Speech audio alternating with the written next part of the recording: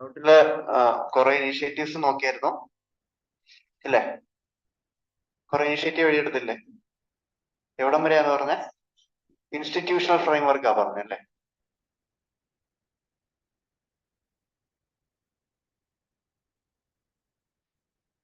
Okay.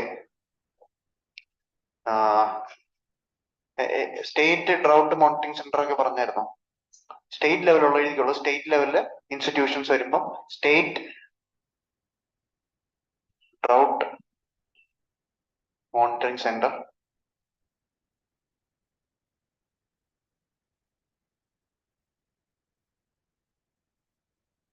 State remote sensing centre,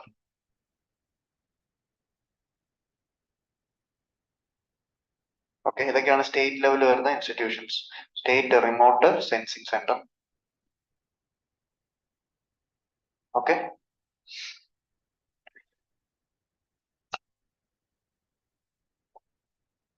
okay, ഇനി NDMA guidelines പറയാ. NDMA guidelines ഒന്നാമത്തേത് identification of ground water potential, identification of ground water potential in the form of aquifer, in the form of aquifers. അക്വിഫറുകൾ ഉണ്ടോ എന്ന് identify ചെയ്യാം, അതാണ് ഉദ്ദേശിക്കുന്നത്. Ground water potential in the form of അക്വിഫേഴ്സ്.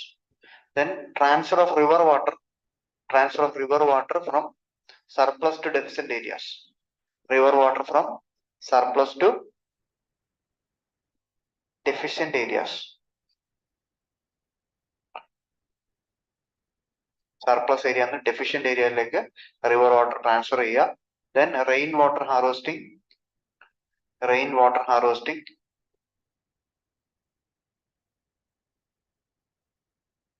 Knowledge dissemination about drought tolerant crop,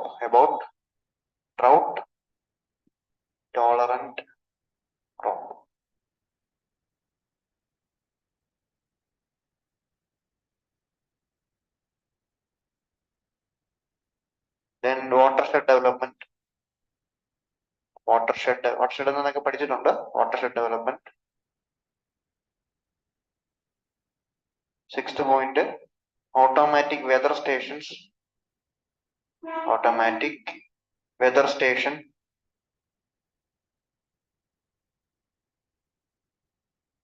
And rain gauges.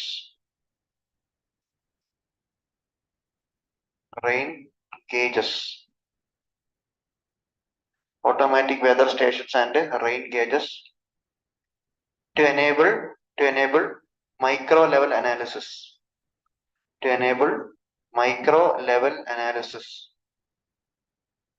And forecasting. To enable micro level analysis and forecasting.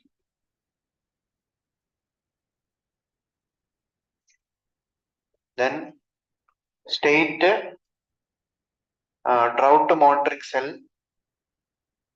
State drought monitoring cell shall prepare vulnerability maps. Okay, ഇതൊക്കെയാണ് main ആയിട്ട് വരുന്ന initiatives എന്ന് പറയുമ്പോൾ.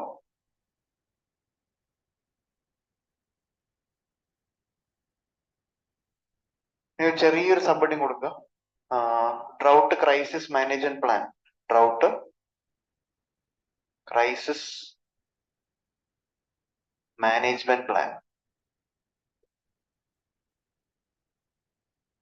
2015 വരുന്ന പ്ലാനാണ്. ഇതിനെ പറ്റി വേണമെങ്കിൽ മാത്രമായിട്ട് ചോദിക്കാം. Drought crisis management plan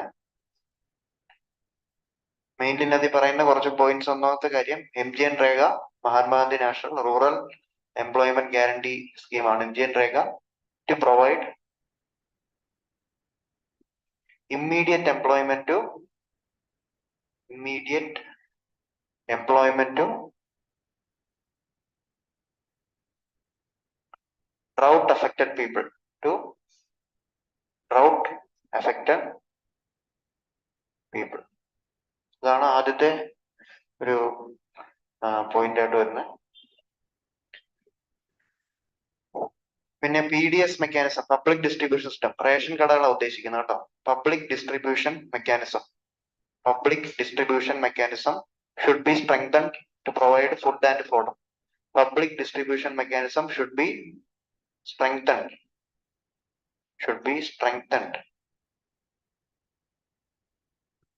to provide food and fodder, to provide food and fodder.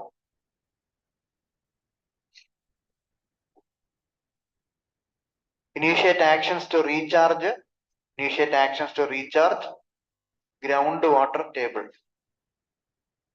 Initiate actions to recharge groundwater table by building check dams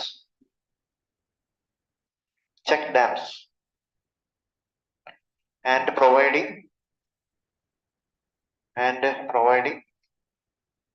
pipeline water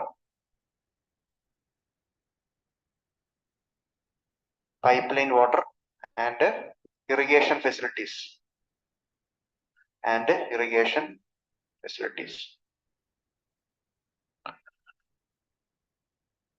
Okay.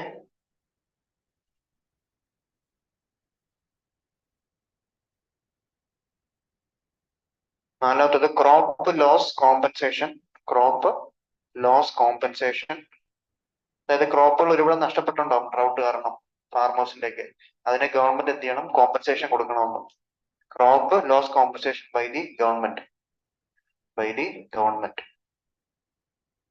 Okay.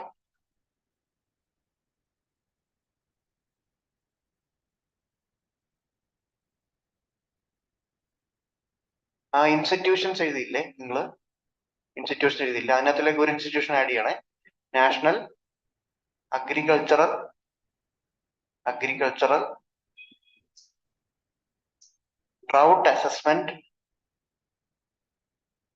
drought assessment and monitoring system.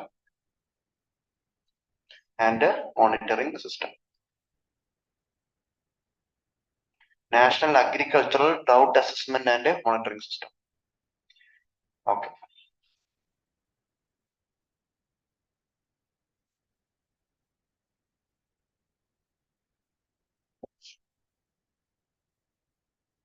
കുറച്ച് government schemes എഴുതിക്കോളൂ, ഡ്രൗട്ടിനെ related ആയിട്ടുള്ള government schemes.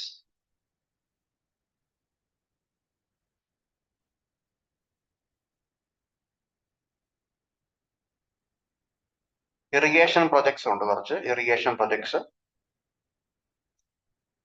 Example എഴുതിക്കോളൂ. ഒന്ന് accelerated irrigation benefits programme.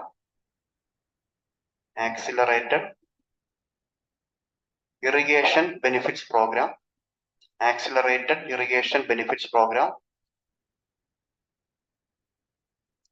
രണ്ടാമത്തേത് Command Area Development and Water Management Program. Command Area Development and Water Management Program. പിന്നെ repair, renovation and restoration of water bodies. ഇത് മൂന്ന് ഗവൺമെന്റിന്റെ ഇറിഗേഷൻ പ്രൊജക്റ്റുകളാണ്. Repair, renovation and restoration of water bodies. Okay, അതാണ് ഗവൺമെന്റിന്റെ ആദ്യത്തെ കുറച്ച് ഇറിഗേഷൻ സ്കീമുകൾ. പിന്നെ അല്ലാത്ത കുറച്ച് സ്കീമുണ്ട്, അതർ സ്കീംസ് എന്ന് എഴുതിക്കോളൂ. ഒന്ന് പ്രധാനമന്ത്രി കൃഷി സിഞ്ചായ യോജന, അതോടെ നമ്മൾ എഴുതിയിട്ടുണ്ട്. പ്രധാനമന്ത്രി കൃഷി സിഞ്ചായ യോജന.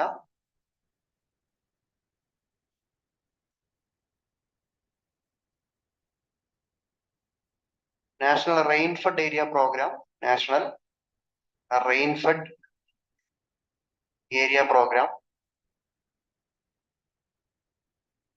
പിന്നെ പ്രധാനമന്ത്രി ഫസൽ ബീമ യോജന പഠിച്ചിട്ടുണ്ട് അല്ലെ? പ്രധാനമന്ത്രി ഫസൽ ബീമ യോജന കറണ്ട് അഫയേഴ്സ് പഠിച്ചിട്ടുണ്ട്.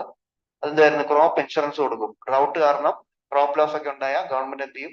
ഇൻഷുറൻസ് കൊടുക്കും. Pradhan Mantri Fasal Bima Yojana. Then soil health card scheme. Soil health card അതായത് ഫാർമേഴ്സിനൊക്കെ ലോൺ കൊടുക്കും അക്കോർഡിംഗ് ടു ദി സോയിലിന്റെ ഒരു അതായത് പോർ കൾട്ടിവേഷൻ ഒന്നും പ്രോപ്പർലി നടത്താൻ പറ്റുന്നില്ല എന്നുണ്ടെങ്കിൽ ലോൺസ് ഒക്കെ അവൈലബിൾ ആകും. അങ്ങനെയുള്ള സ്കീമൊക്കെയാണ്. പിന്നെ നമ്മൾ വാട്ടർ മാനേജ്മെന്റിനകത്ത് ഒരുപാട് സ്കീമുകൾ പഠിച്ചു ഓർക്കുന്നില്ലേ? വാട്ടർ പ്രോഗ്രാം, വാട്ടർ കൺസർവേഷന് വേണ്ടി ഇല്ലേ? അതൊക്കെ ഇവിടെ യൂസ് ചെയ്യാം. നേരത്തെ പഠിച്ചിട്ടുണ്ട്. വാട്ടർ കൺസർവേഷന് വേണ്ടി കുറെ സ്കീമുകൾ ഉണ്ടായിരുന്നു. അതൊക്കെ ഇവിടെ യൂസ് ചെയ്യാം. ഓക്കെ, ഇനി കുറച്ച് ഇന്റർനാഷണൽ ഫ്രെയിംവർക്ക് എഴുതി വെച്ചോളൂ. ഇന്റർനാഷണൽ ഇനിഷ്യേറ്റീവ്സ് ഡ്രൗട്ടിന് വേണ്ടി ഇന്റർനാഷണൽ ഇനിഷ്യേറ്റീവ്സ്. അത് മെയിൻലി ആദ്യം വരുന്നത് integrated dry land development programme.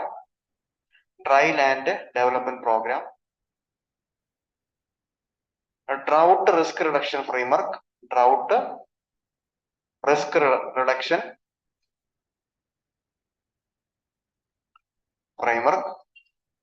Drought ഈ ആദ്യം ഇന്റഗ്രേറ്റഡ് ഡ്രൈ ലാൻഡ് ഡെവലപ്മെന്റ് ഇല്ലേ, അത് UNDP ആണ്. യുണൈറ്റഡ് നേഷൻ ഡെവലപ്മെന്റ് പ്രോഗ്രാമിന്റെ സ്കീമാണ്. UNDP പ്രോഗ്രാമാണ്.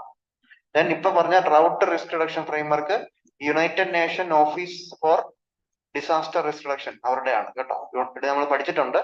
United Nation office for disaster risk reduction. അവരുടെ സ്കീമാണ് എന്ത്? ഡ്രൗട്ട് റിസ്ക് റിഡക്ഷൻ ഫ്രെയിംവർക്ക് എന്ന് പറയുന്നത്.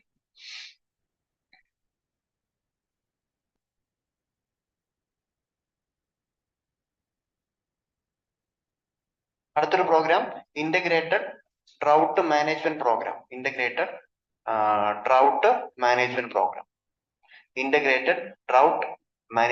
പ്രോഗ്രാം. ഇങ്ങനെ 3 സ്കീമുകളാണ് മെയിൻ, 3 ഇനിഷ്യേറ്റീവ്സ് ആണ് മെയിൻലി നമ്മൾ ഇന്റർനാഷണൽ ലെവലിൽ പറയുമ്പോൾ ഓർത്ത് വെക്കേണ്ട. Integrated drought management programme.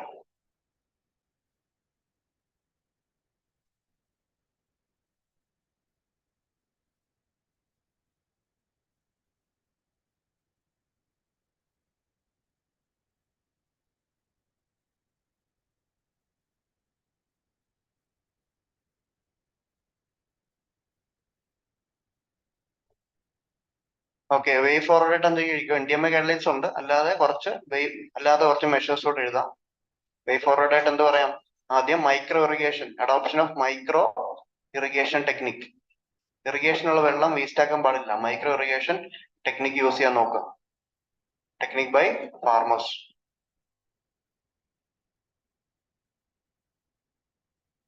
Water harvesting at individual also community level. Individual ലെവലും കമ്മ്യൂണിറ്റി ലെവലും എന്ത് ചെയ്യാം? വാട്ടർ ഹാർവെസ്റ്റിംഗ് നടത്തുക.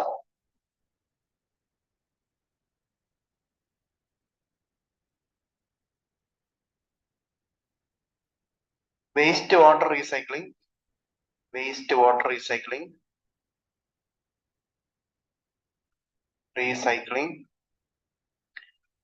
കൺസ്ട്രക്ഷൻ ഓഫ് പെർക്കുലേഷൻ ടാങ്കുകള്, ഫാം പോണ്ടുകള്, ട്രഡീഷണൽ വാട്ടർ കൺസർവേഷൻ മെത്തേഡ്, പിന്നെ അഫോറസ്റ്റേഷൻ, മരം വെച്ച് പിടിപ്പിക്കുക, അഫോറസ്റ്റേഷൻ പ്രോഗ്രാംസ്. ഇതൊക്കെയാണ് നമുക്ക് വേ ഫോർവേഡ് പറയാനുള്ള. Micro irrigation, water harvesting, waste water recycling, percolation tank, farm പോണ്ടുകൾ, അഫോറസ്റ്റേഷൻ പ്രോഗ്രാംസ്. ഓക്കെ, പോയിന്റ്സ് എഴുതാലോ. Way forward you can give suggestions in your answers.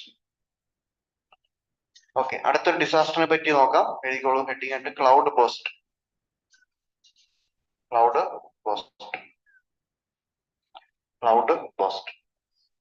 പെട്ടെന്ന് വരുന്ന മഴ, കുറേ മഴ ഒരുമിച്ചങ്ങ് പെയ്യും. മേഘസ്ഫോടനം എന്ന് വിളിക്കില്ലേ? മേഘസ്ഫോടനം കേട്ടിട്ടില്ലേ? അതാണ് ക്ലൗഡ് ബേസ്റ്റ്. സഡൻ ഡൗൺപോർ എഴുതിക്കോളൂ. A sudden downpour over a limited area,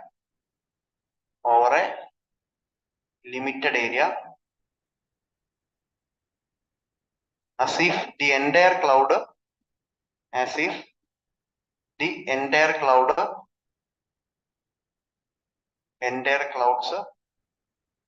were to rain down in a matter of minutes.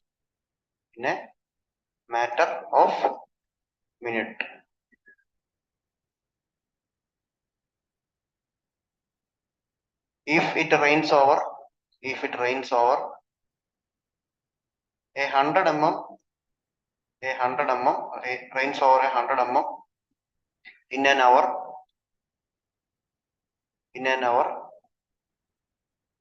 concentrated in a few square kilometer, അതിനെയാണ് നമ്മൾ വിളിക്കുന്നത് ക്ലൗഡ് ബേസ്റ്റ് എന്ന് വിളിക്കുന്നത് കേട്ടോ. If it rains over 100 mm in an hour concentrated in a few kilometers square, this is called as cloud burst.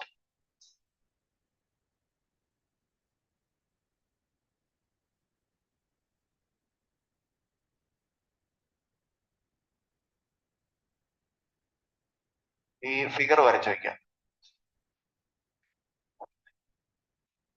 ഒരു schematic diagram മതി, shape ഒക്കെ ഏകദേശം വന്നാൽ മതി. മൗണ്ടന്റെ ഷേപ്പ് ഏകദേശം വന്നാൽ orographic lifting and cloud burst ഒന്ന് എഴുതി വെച്ചു.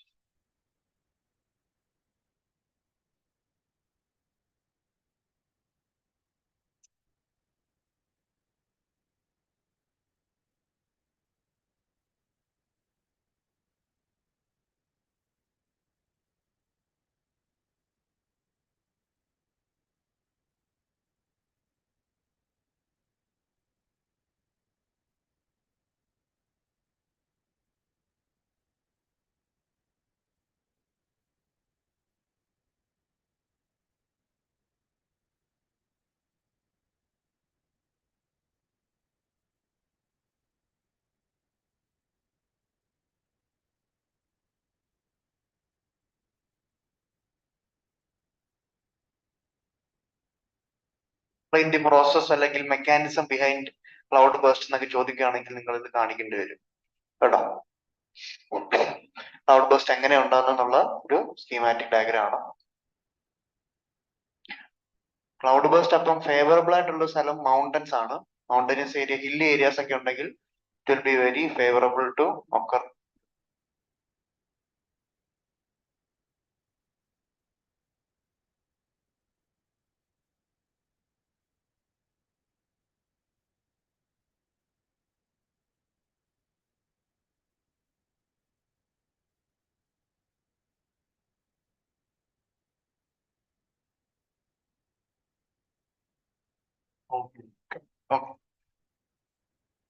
വരച്ചല്ലോ, വരച്ചില്ലേ?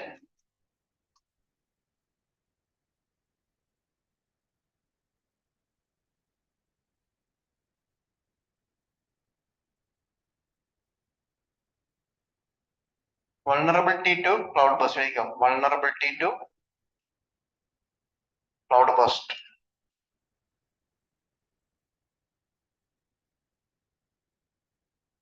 Mostly occur in desert and mountainous areas.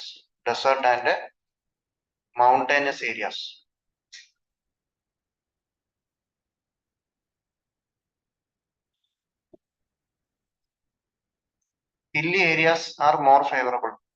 Hilly areas are more favorable. Example, Himalayas, Aravalli in central India,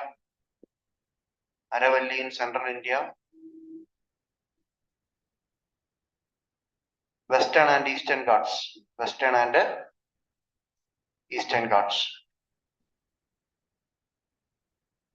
Again, a favorable area.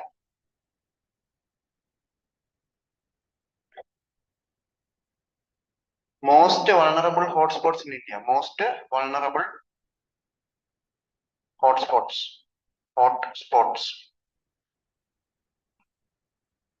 Chota Nagpur Plateau,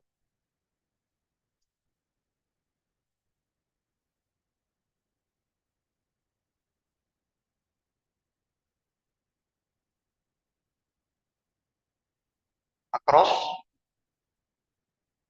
Odisha, West Bengal, Jharkhand. Chota Nagpur Plateau across Odisha, West Bengal, Jharkhand. Okay, അപ്പൊ മാപ്പിൽ വേണമെങ്കിൽ കാണിക്കാമല്ലോ. ഒരു മാപ്പ് വരച്ചിട്ട് പെട്ടെന്ന് കാണിച്ചോടെ areas ഒക്കെ, അല്ലേ? ഏകദേശം idea ഉണ്ടെങ്കിൽ we can draw A map and show the distribution. അപ്പം കുറച്ച് എക്സാമ്പിൾസ് എഴുതിക്കോ. എക്സാമ്പിൾസ് ഇൻസിഡൻസ് ഒന്നും അല്ല എഴുതിക്കും. ഇൻസിഡൻസ് ഓഗസ്റ്റ് 2023 ഓഗസ്റ്റ് 25, 2023 ഹിമാചൽ പ്രദേശില് ഒരു വയലന്റ് ആയിട്ടുള്ള ഒരു ക്ലൗഡ് ബസ്റ്റ് ഉണ്ടായി. ഹിമാചൽ പ്രദേശ്.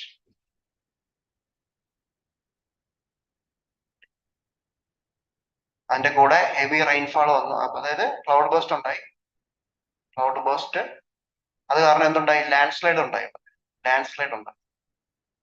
അത് കാരണം 22 പേര് മരിക്കുണ്ടായി. 22 people died. ഓക്കെ,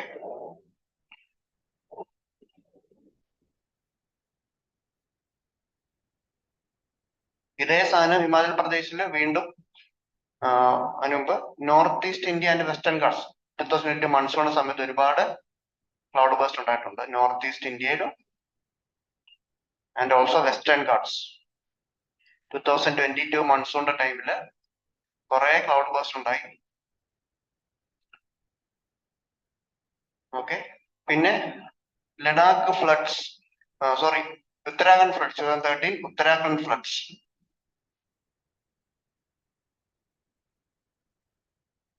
അതൊരു ക്ലൗഡ് ബസ്റ്റ് കാരണം ഉണ്ടായതാട്ടോ, ഉത്തരാഖണ്ഡ് ഫ്ലഡ്സ്.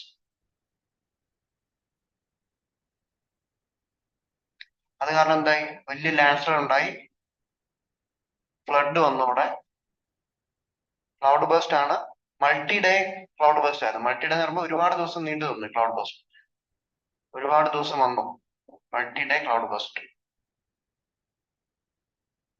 അതേപോലെ ലഡാക്കിലുണ്ടായ ഫ്ലഡ് 2010 ലഡാക്ക് ഫ്ലഡ്, അതിന്റെ പിന്നിലും ക്ലൗഡ് ബസ്റ്റ് ആയിരുന്നു കാരണം.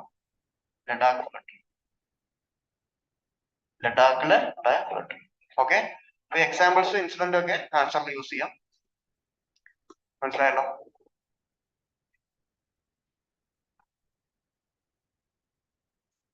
ഇമ്പാക്ട് എഴുതിക്കോളൂ. ഇമ്പാക്ട് എന്തൊക്കെയാണെന്നുള്ള. ഇമ്പാക്ട് എന്ന് പറയുമ്പോൾ ആദ്യം ഓൺ ലാൻഡ് ഫോംസ്,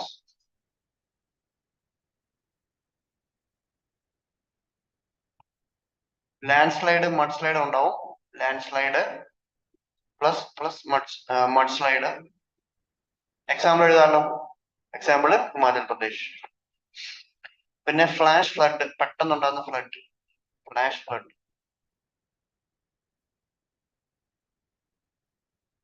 അത് കാരണം it causes damages to river embankment.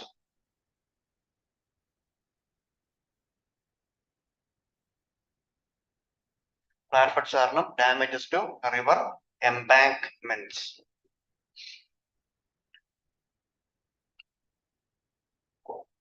soil erosion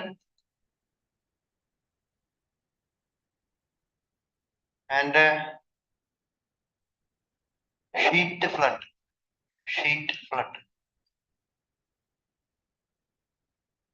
പിന്നെ destruction of vegetation.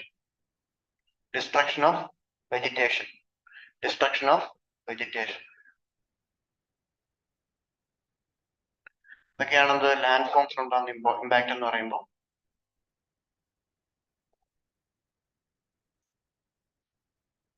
Other impacts, മറ്റ് ഇമ്പാക്റ്റുകൾ എന്ന് പറയുമ്പോൾ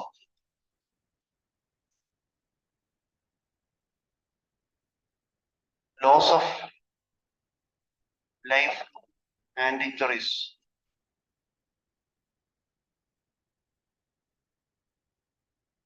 വാട്ടർ ലോഗ് ഡിസീസ് ഉണ്ടോ, എപ്പിഡമിക്സ് ഉണ്ടാകാം, എപ്പിഡമിക്സ്. വാട്ടർ ലോഗ് വെള്ളം കെട്ടിക്കിടക്കാൻ ചാൻസ് ഉണ്ടാവും പെട്ടെന്നുള്ള ഫ്ലാഷിലോട്ട് വരുമ്പോൾ. Water logging can cause, water logging can cause diseases like typhoid, cholera, etc.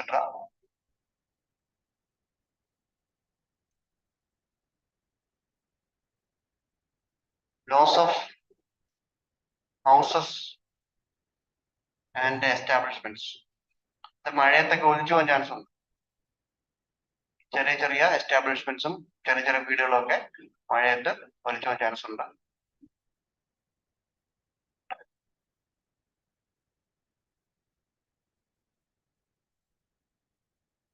ഇതൊക്കെയാണ് മറ്റ് ഇമ്പാക്റ്റുകളായിട്ട് പറയേണ്ടത്. പിന്നെ ഡിസ്റപ്റ്റ് കമ്മ്യൂണിക്കേഷൻ, അതൊക്കെ പറയാം.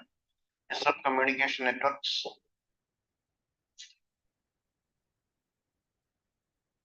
അപ്പം ഇനി ചാലഞ്ചസ് കഴിക്കുക. Challenges in cloud based management. Challenges in cloud based management. ഒന്നാമത്തെ ചലഞ്ച് എന്ന് പറയുമ്പോൾ പ്രോബ്ലം ഇൻ പ്രഡിക്ഷൻ. ഇത് പ്രഡിക്റ്റ് ചെയ്യാൻ ബുദ്ധിമുട്ടായിരിക്കും. എപ്പോ വരുമെന്നൊന്നും പറയാൻ പറ്റില്ല. മൺസൂൺ അല്ലാത്ത സമയത്ത് വരെ വേണം. Cloudburst can even occur, cloudburst can even occur outside monsoon season, outside the monsoon season. Monsoon season അല്ലാത്തപ്പോൾ വരെ ഉണ്ടാകാൻ ചാൻസ് ഉണ്ട്. അതൊക്കെ പ്രഡിക്റ്റ് ചെയ്യാൻ ബുദ്ധിമുട്ടായിരിക്കും. അതാണ് ഏറ്റവും വലിയൊരു. പിന്നെ lack of enough data, lack of enough data. Proper datas ഒന്നും ഇല്ല. Enough data.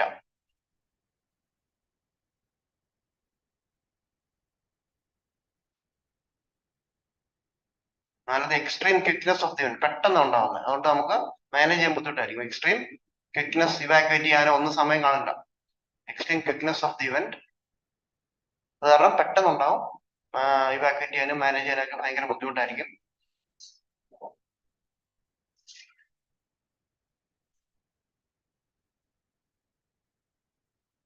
Incapability of institutions. Incapability of institutions. Example, Indian Meteorology Department, IMD. Example, IMD was unable to alert. State authorities in time during 2013 cloudburst. IMD was unable to alert the state authorities in time during the 2013 cloudburst.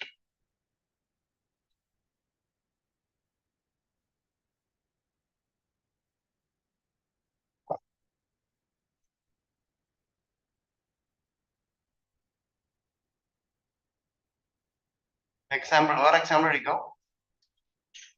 NDRF, National Disaster Response Force, didn't even had sufficient life jacket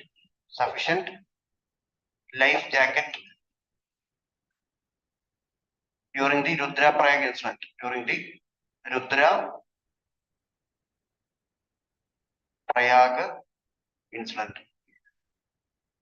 ഹിമാചലിൽ നടന്ന ഫ്ലഡിന്റെ സമയത്ത് life jacket ഇല്ല എന്നൊക്കെ പറഞ്ഞ ന്യൂസിലൊക്കെ വന്നിട്ടുണ്ടായിരുന്നു. പ്രോപ്പറായിട്ട് supply ചെയ്യാൻ പറ്റിയില്ല correct സമയത്ത്. ഓക്കെ, ഗവൺമെന്റിന്റെ സ്റ്റെപ്പുകൾ എഴുതിക്കോളൂ. Government measures. Rudraprayag.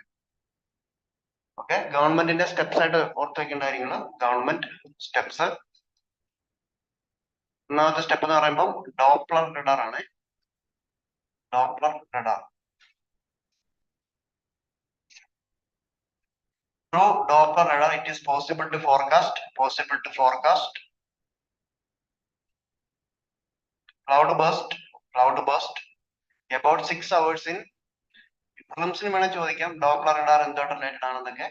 ഓർത്തേക്ക്, cloud burst forecast ചെയ്യാൻ വേണ്ടിയാണ്. Forecast cloud burst 6 hours in advance. 6 hours in advance.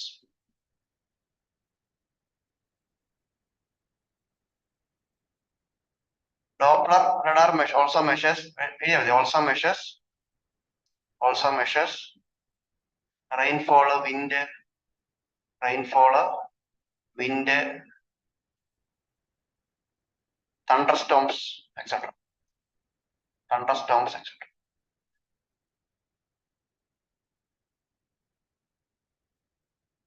Recently news and the BEL, Bharat Electronics Limited, BEL, IMD ക്ക് വേണ്ടി ഇന്ത്യൻ മെട്രോളജിക്കൽ ഡിപ്പാർട്ട്മെന്റിന് വേണ്ടി കുറെ ഡോപ്ലർ റഡാറുകൾ ഉണ്ടാക്കുന്നുണ്ട്. BEL is manufacturing many Doppler radars for the Indian Meteorological Department. News വന്നിട്ടുണ്ടായിരുന്നു. മറ്റു സ്റ്റെപ്പുകൾ എന്ന് പറഞ്ഞാൽ crisis mapping. Next step crisis mapping.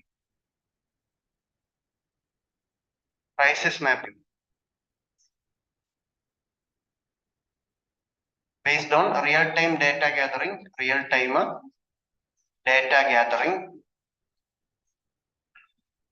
and analysis. Real-time data gathering and analysis.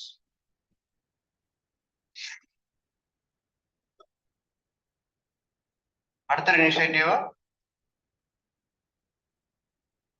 ഉഷാഹിദി.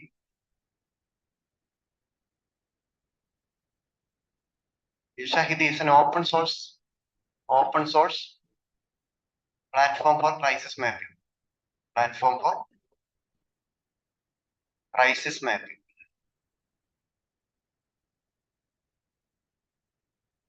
People can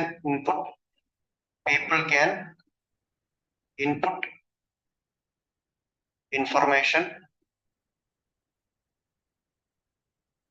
related to cloudburst events. നമുക്ക് തന്നെ photo ഒക്കെ എടുത്ത് ഈ ആപ്പിൽ ഇടാം. അപ്പം അതോറിറ്റീസിനൊക്കെ മാപ്പ് ചെയ്യാനും വൾണറബിലിറ്റി മാപ്പിംഗ് ഒക്കെ ചെയ്യാനും എളുപ്പമായിരിക്കും. ക്ലൗഡ്ബർസ്റ്റ് ഇവന്റ്സ്. ഓക്കെ, അപ്പം ഇതാണ് മെയിൻ ആയിട്ടുള്ള നമ്മള് ഇപ്പം ക്ലൗഡ് ബേഴ്സിനെ പറ്റി 10 മാർക്ക് വെച്ച് എഴുതാമല്ലോ. എഴുതിക്കൂടെ? ഓക്കെ, അടുത്ത ഹെഡിങ് കൊടുത്തോളൂ. Heat wave. Heat waves.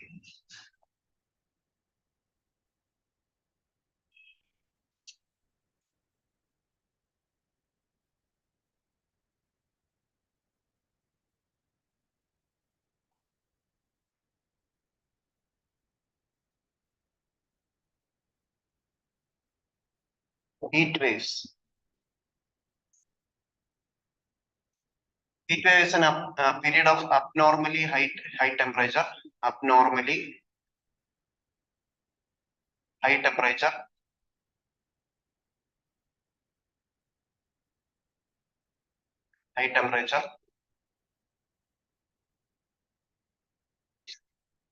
Which is more than the normal maximum temperature.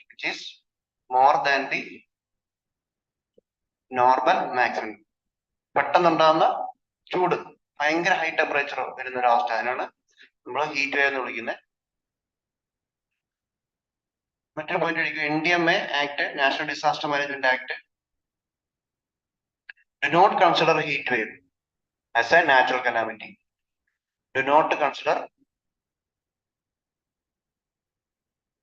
Heat wave as a natural disaster.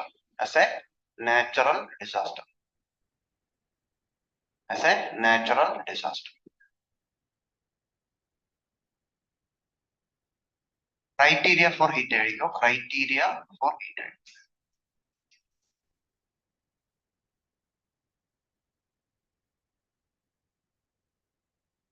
First of all, based on departure from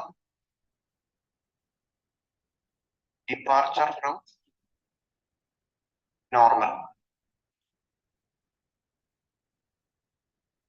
4.5 degrees Celsius to 6.40. Normal temperature ഇന്ന് 4.5 degree Celsius തൊട്ട് 6.4 degree Celsius വരെ വ്യത്യാസം വരികയാണെങ്കിൽ, കൂടുകയാണെങ്കിൽ അതിന് നമ്മൾ എന്ത് വിളിക്കും? Heat wave എന്ന് പറയാം. മനസ്സിലായോ? ഇനി സിവിയർ ഹീറ്റ് വേവ് ആണെങ്കിൽ greater than 6.4 degree celsius. Normal ഒരു സാധാരണ ഹീറ്റ് വേവ് ആണെങ്കിൽ നോർമൽ ടെമ്പറേച്ചർ ഇന്ന് ഒരു 4.5 ഡിഗ്രി സെൽഷ്യസ് കൂടുന്ന ഒരവസ്ഥ. 4.5 degree celsius to 6.4 degree celsius അത്രയും കൂടുന്ന അവസ്ഥ. ഇനിയും ഒരു സിവിയർ ഹീറ്റ് ആണെങ്കിൽ ഒരു 6.4 ഡിഗ്രി സെൽഷ്യസ് മണ്ടയ്ക്ക് കൂടുന്നൊരവസ്ഥ നോർമൽ ടെമ്പറേച്ചറിനേക്കാളും. ഇപ്പൊ ഈ സ്ഥലത്തിന്റെ നോർമൽ ടെമ്പറേച്ചർ 35 ഡിഗ്രി സെൽഷ്യസ് ആണെങ്കിൽ ഹീറ്റ് ഒരു നോർമൽ ഹീറ്റ് വരാൻ എത്ര ആയിരിക്കും ടെമ്പറേച്ചർ മിനിമം? എത്ര ആയിരിക്കും? 39.5 ആയിരിക്കും മിനിമം വരേണ്ടത്. ഓക്കെ, എക്സ്ട്രീം ആണെങ്കിലോ ഒരു 42.4 അടുത്ത് വരണം.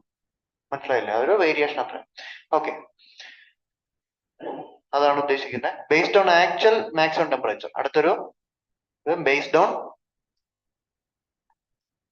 Actual maximum temperature. Plain areas ആണെങ്കിൽ for plain areas heat wave വരണമെങ്കിൽ ഗ്രേറ്റർ ദാൻ 45 ഡിഗ്രി സെൽഷ്യസ് വരണം. 45 ഡിഗ്രി സെൽഷ്യസ് ആണ്. നിങ്ങൾ ക്യാൻ യു ചെക്ക് ഈ ഹില്ലി ഏരിയാസ് എത്ര ആണെന്ന് നോക്കാമോ? മറന്നു 37 ആണെന്ന് തോന്നുന്നു. 37ഓ 39ഓ ആണെന്ന് തോന്നുന്നു ഹില്ലി ഏരിയാസ് വരുമ്പോൾ. I think it's 37 degrees Celsius. Hilly ഏരിയാസിന്റെ ഹീറ്റ് വേവ് വരെയുള്ള IMD category.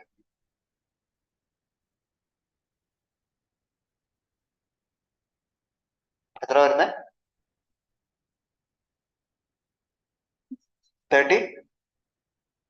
30.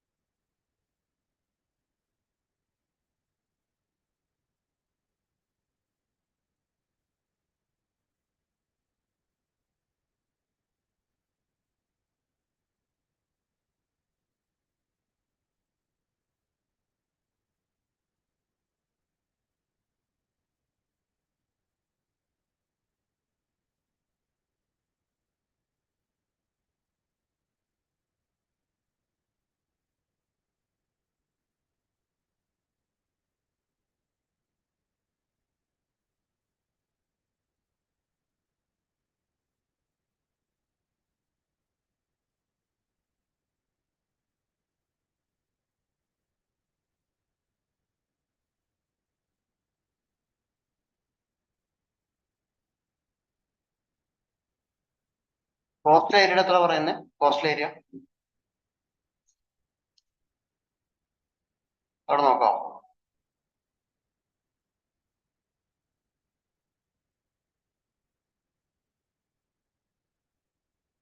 Okay, coastal area ആയിരുന്നു 37 ഡിഗ്രി സെൽഷ്യസ്. ഓക്കെ, ഈ ഹില്ലി ഏരിയ 30 തന്നെയാണ് കേട്ടോ. ഹില്ലി ഏരിയാസിന്റെ മാക്സിമം ഒരു 30 ഡിഗ്രി സെൽഷ്യസ് വരുമ്പോൾ 30 ഡിഗ്രി സെൽഷ്യസിന്റെ മുകളിലേക്കാണെങ്കിൽ ഹീറ്റ് വേവ് എടുക്കും. ഇനിയും ഒരു കോസ്റ്റൽ ഏരിയ ആണെങ്കിൽ 37 ഡിഗ്രി സെൽഷ്യസ് ആയിരിക്കും കേട്ടോ. ഓർത്ത് വെക്കണേ ഹീറ്റ് വേവ്. അപ്പം ഇതിന്റെ ഈ ടെമ്പറേച്ചറിന്റെ മേളിൽ വരികയാണെങ്കിൽ നമ്മൾ IMD Indian meteorological department heat wave ആയിട്ട് കൺസിഡർ ചെയ്യാറുണ്ട്. അത് മാത്രമല്ല, നോർമൽ ടെമ്പറേച്ചറിൽ നിന്ന് ഒരു 4.5 ഡിഗ്രി സെൽഷ്യസ് ടു 6.4 ആണെങ്കിൽ നോർമൽ ഹീറ്റ് വേവ് ആവും. 6.4 ഡിഗ്രി സെൽഷ്യസിന് മണ്ടയ്ക്ക് ഹയർ വേരിയേഷൻ വരികയാണെങ്കിൽ അതെന്താവും? സിവിയർ ഹീറ്റ് വേവ് ആവും കേട്ടോ. ഇനി heat waves in India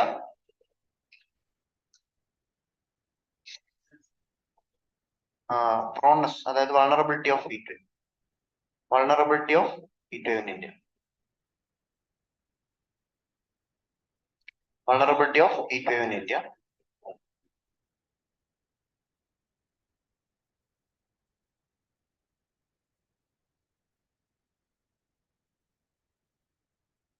from 2014 to 17, 2014 to 17, average length of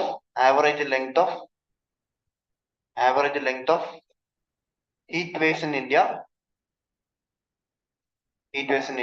ranged from 3 to 4 days compared to global average of 0.8 to 1.8 days. Average length ഇന്ത്യയുടെ average എന്ന് പറയുമ്പോൾ 3-4 ദിവസമായിരുന്നു അതിന്റെ ആവറേജ് ലെങ്ത് എന്ന് പറയുമ്പോൾ, പക്ഷെ ഗ്ലോബൽ ആവറേജ് എന്ന് പറയുമ്പോൾ ഒരു 0.8 to 1.8 ഡേയ്സ് ആണ് ഗ്ലോബൽ ആവറേജ് ഓഫ് അത് വെച്ച് നോക്കുമ്പോൾ ഇന്ത്യ കൂടുതലാണ്. അതേപോലെ തന്നെ Indians were exposed to almost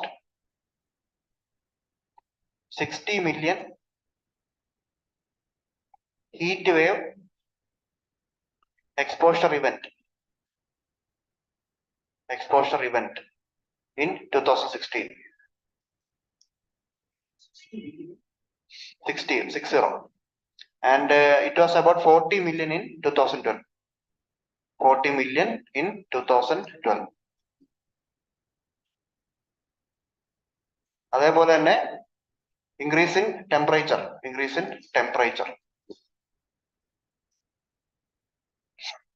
According to IMD, Indian Meteorological Department, from 1901 to 2007, there is an increase of mean temperature of 0.5 degrees Celsius. An increase of mean temperature of 0.5 degrees Celsius. Okay. ഇതുപോലെ തന്നെ spatial vulnerability ഒഴിക്കും. Spatial vulnerability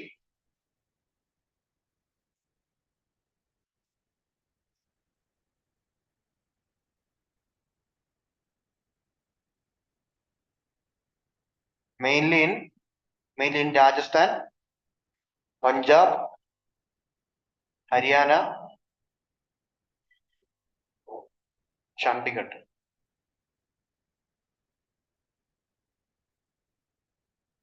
ഓർത്തേക്ക് extreme north, north east, south west India. ഇതൊക്കെ vulnerability prawn കുറഞ്ഞ സ്ഥലങ്ങളാണ്, lesser prawn areas ആണ്. ബാക്കി ഇന്ത്യയിലുള്ള സ്ഥലങ്ങളൊക്കെ മിക്കവാറും ഹീറ്റ് വേവ്സിന് വൾണറബിൾ ആണ്. They are lesser prone to heat waves.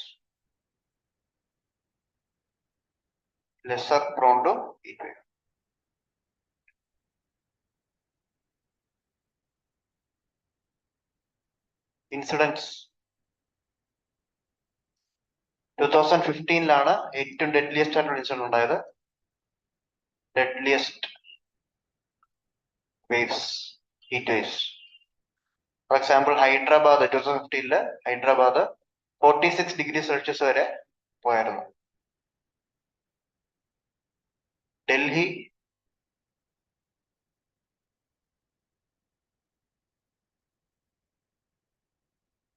48.4 degree Celsius. Same here.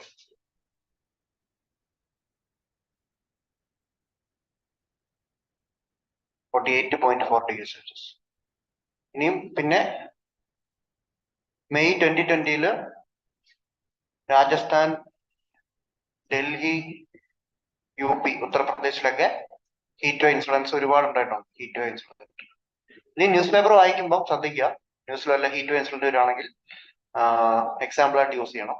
Okay.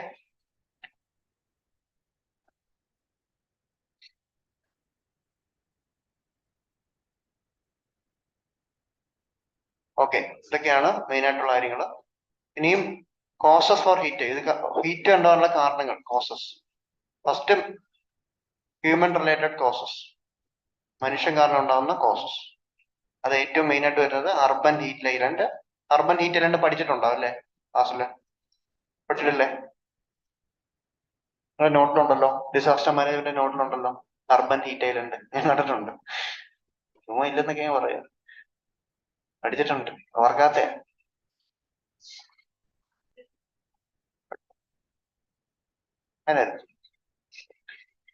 ഞാൻ ക്ലാസ് ഒക്കെ ഇടയ്ക്ക് എടുത്ത് കാണാറുണ്ട്.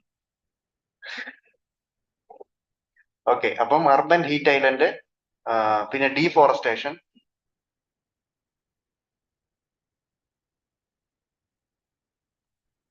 Burning of fossil fuel, heavy industrialisation, stubble burning. Stubble burning ഞാൻ പറഞ്ഞിട്ടുണ്ട് അല്ലേ, ഓർക്കാലോ. ഇതൊക്കെയാണ് മെയിൻ ആയിട്ടുള്ള human related causes, heat waves. ഇനി നാച്ചുറൽ ആയിട്ട് ഉണ്ടാകുന്ന കാര്യങ്ങൾ, natural causes, hot winds blowing from deserts.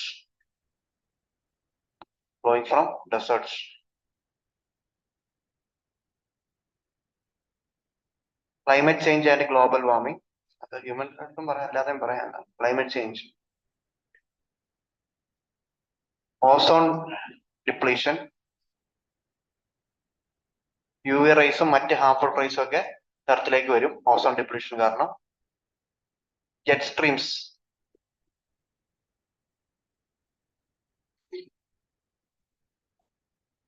Okay, ഇതൊക്കെയാണ് മെയിനായിട്ടുള്ള കാര്യങ്ങൾ. അതിന്റെ കൂടെ അതർ റീസൺസ് കഴിക്കാം. Other reasons especially India specific ആണ്. ഇത് ഇന്ത്യക്ക് എന്താണ് മെയിനായിട്ട് ഹീറ്റ് വേവ് ഉണ്ടാകാനുള്ള കാരണങ്ങൾ, ഇന്ത്യ എന്തുകൊണ്ടാണ് ഹീറ്റ് വേവ് എക്സ്പീരിയൻസ് എന്നുള്ള മെയിൻ റീസൺസ്.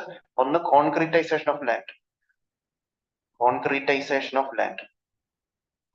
സംഭവം എന്ന് വെച്ചാല് ഈ കോൺക്രീറ്റ് സർഫസുകൾ ഒരുപാട് വരുമ്പോൾ എന്താ സംഭവിക്കുന്നത്, ചൂട് കൂടുതൽ തങ്ങി നിൽക്കും അല്ലേ.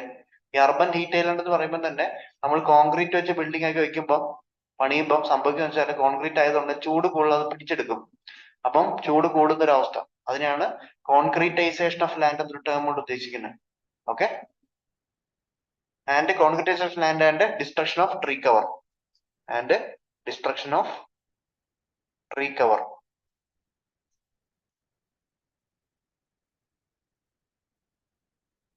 എഴുതിക്കോളൂ. Concrete surfaces absorb more heat. ബാക്കി മനസ്സിലാക്കാമല്ലോ, തന്നെ എഴുതിക്കോളൂ. കൂടുതൽ ഹീറ്റ് അബ്സോർബ് ചെയ്യും. പിന്നെ presence of India in a tropical zone. India ഒരു ട്രോപ്പിക്കലി സിറ്റുവേറ്റഡ് കൺട്രിയാണ്. അതുകൊണ്ട് തന്നെ കൂടുതൽ high intensity rays of the sun. സൂര്യന്റെ കൂടുതൽ ഇൻസുലേഷൻ വരും, high intensity rays of sun നമ്മൾ എക്സ്പീരിയൻസ് ചെയ്യും. ഓക്കെ, ഇതൊക്കെ കൊണ്ടാണ് ഇന്ത്യ സ്പെസിഫിക് ആവുന്നത്. അപ്പൊ എന്തായിരിക്കും ഇമ്പാക്ട് ഓഫ് ഹീറ്റ് വേവ് എന്ന് പറയുമ്പോൾ? ഇമ്പാക്ട് എന്തൊക്കെയായിരിക്കും? ഇമ്പാക്ട് എന്ന് പറയുമ്പോൾ മെയിൻ ആയിട്ടുള്ള ഇമ്പാക്ട് എന്താണ്? ഓക്കെ, എഴുതിക്കോളൂ. Environmental impact. എൻവിറോൺമെന്റൽ മെയിൻലി പറയുന്നത് ഇക്കോളജിക്കൽ ഡാമേജ്. എങ്ങനെയാ? Reduced biological activity. ടെമ്പറേച്ചർ കൂടുമ്പോൾ ഒരുപാട് ഓർഗാനിസം ഒന്നും എന്ത് ചെയ്യില്ല, പ്രോപ്പർലി ഫങ്ഷൻ ചെയ്യില്ല. റെഡ്യൂസ്ഡ് ബയോളജിക്കൽ ആക്ടിവിറ്റി ആണ് ഏറ്റവും മെയിൻ ആയിട്ടുള്ള ഇമ്പാക്ട്. അതാണ് reduced biological activity, ecological damage. പിന്നെ ഫോറസ്റ്റ് ഫയർ ഉണ്ടാവും. ലോ ഹ്യൂമിഡിറ്റി ഹീറ്റ് വേവ് എഴുതിക്കോളൂ. Low humidity heat wave can result in wildfire.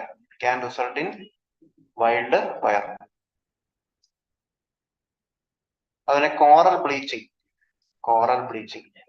എന്താന്ന് ഞാൻ പറഞ്ഞോ, ഓർക്കുന്നുണ്ടായിരിക്കില്ല. കോറൽസിനെ പറ്റി ഞാൻ പറഞ്ഞപ്പോ കോറൽ ബ്ലീച്ചിങ്ങിനെ പറ്റി ഞാൻ പറഞ്ഞിട്ടുണ്ട്. കോറൽ ബ്ലീച്ചിങ് ഉണ്ടാവാം. ടെമ്പറേച്ചർ കൂടുമ്പോൾ കോറലിന്റെ കളർ നഷ്ടപ്പെടും. ഞാൻ ഓൾറെഡി പറഞ്ഞ കാര്യങ്ങളാ. കോറൽ ബ്ലീച്ചിങ്ങിനെ പറ്റി ഞാൻ പറഞ്ഞിട്ടുണ്ട്. ഓക്കെ, കോറൽ ബ്ലീച്ചിങ് ഉണ്ടാവും. പിന്നെ സ്പീഷീസ് എക്സ്റ്റിൻഷൻ, പല സ്പീഷീസ് എന്താവും, എക്സ്റ്റെന്റ് ആവാൻ ചാൻസ് ഉണ്ട്. Species extinction, especially those which are not heat resistant. especially those which are not heat resistant. Especially those which are not heat resistant. Okay. ഇതാണ് impact ആയിട്ട് എന്തിനാണ് impact വരുന്നത്. ഇനിയും health effect. ഹെൽത്തിനെ എങ്ങനെയാണ് affect ചെയ്യുന്നത്? ഒന്നാമത് ഡീഹൈഡ്രേഷൻ. ഡീഹൈഡ്രേഷൻ ഉണ്ടാവും. Heat wave can cause severe dehydration, which can result in blood clotting. Blood clotting ഒക്കെ ഉണ്ടാവും. Next, heat cramp. Heat cramp can result in edema, which is swelling. പൊങ്ങി വരുന്ന ഒരവസ്ഥ, കയ്യിൽ നിന്നൊക്കെ ഇങ്ങനെ പൊള്ളി പൊങ്ങി വരുന്നിട്ടില്ല. And fainting, oedema and fainting. Oedema, fainting, ഇതൊക്കെയാണ് ഹീറ്റ് ക്രാമ്പ് എന്ന് പറയാം. പിന്നെ ഹീറ്റ് സ്ട്രോക്ക് വരാം. Heat stroke. Heat stroke can result in what? Fatigue ഉണ്ടാവാം, ഡിസ്നസ്, തലകറക്കം വരാം, വോമിറ്റിംഗ്, മസിൽ ക്രാമ്പ്,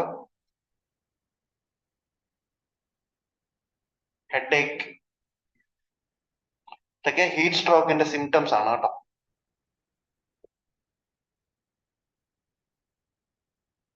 സൂര്യാഘാതം എന്ന് കിട്ടില്ലേ, സൺസ്ട്രോക്ക്, ഹീറ്റ് സ്ട്രോക്ക് എന്നൊക്കെ നിങ്ങൾക്ക് പറയാം. പിന്നെ സൈക്കോളജിക്കൽ ആയിട്ടുള്ള സ്ട്രെസ് ഉണ്ടാവും. ടെമ്പറേച്ചർ കഴിയുമ്പോൾ നമുക്ക് സൈക്കോളജിക്കൽ എഫക്റ്റ് ഉണ്ടാവും അല്ലേ? സൈക്കോളജിക്കൽ സ്ട്രെസ് ഉണ്ടാവാം.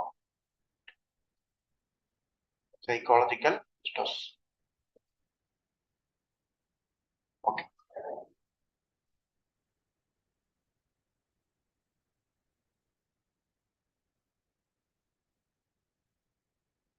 അതർ ഇമ്പാക്ട് എന്ന് എഴുതിക്കോ. Other impact.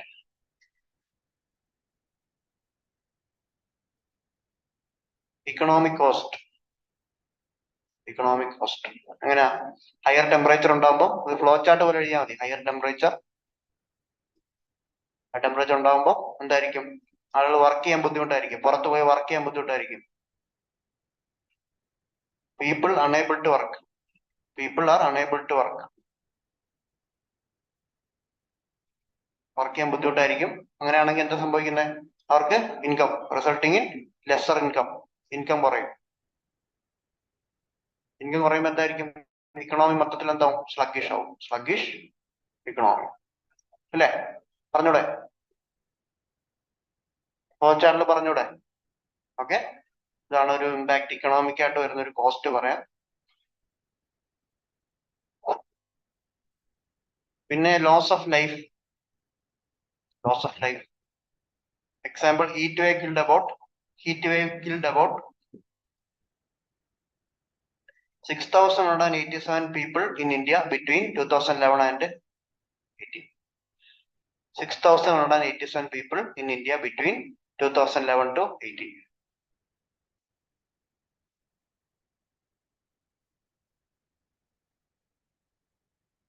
പിന്നെ വാട്ടർ ഷോർട്ടേജ് ഉണ്ടാവും. Water shortage. Water shortage.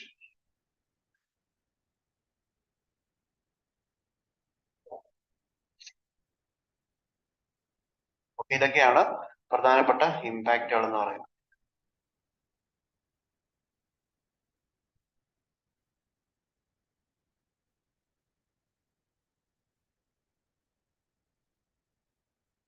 ഇനിയും ഹീറ്റ് വേവ് മാനേജ്മെന്റ് ഫ്രെയിംവർക്ക്. എങ്ങനെയാണ് ഇന്ത്യയിൽ ഹീറ്റ് വേവ് മാനേജ് ചെയ്യുന്നതെന്നുള്ള ഹീറ്റ് വേവ് മാനേജ്മെന്റ് ഫ്രെയിംവർക്ക്.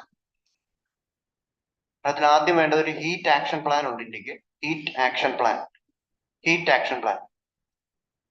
അതോടെ മെയിൻലി ചെയ്യുന്ന കാര്യങ്ങൾ എന്ന് പറഞ്ഞാൽ ഹീറ്റ് ആക്ഷൻ പ്ലാനിൽ ആദ്യം അവയർനെസ് കൊടുക്കുക എന്നുള്ളതാണ്. Awareness. Public awareness and community outreach. Public awareness and community outreach. Public awareness and community outreach to share information on heat wave. To share information on heat wave. To share information on heat wave. Next, early warning system.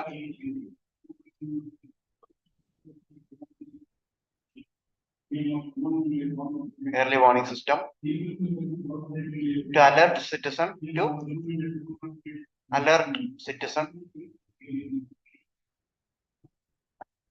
about the onset of heat wave. To alert citizens about the onset of heat wave. പിന്നെ training and capacity building. Training and capacity building.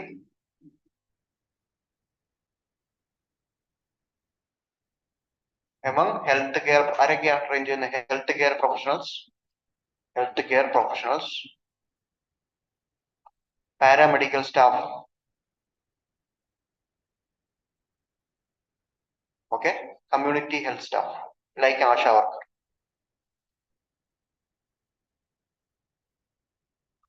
Example, ASHA workers, community health staff, paramedical staff, healthcare professionals. ഇവരെയൊക്കെ train ചെയ്യാന്നുള്ളൂ. Last ഒരു heat action പ്ലാനിലെ നാലാമത്തെ component എന്ന് പറയുന്നത് എന്താണ്? Adaptive technique. Adaptive technique. Example, better access to drinking water, better access to drinking water, cooling spaces, night shelter, etc. Night shelter, etc.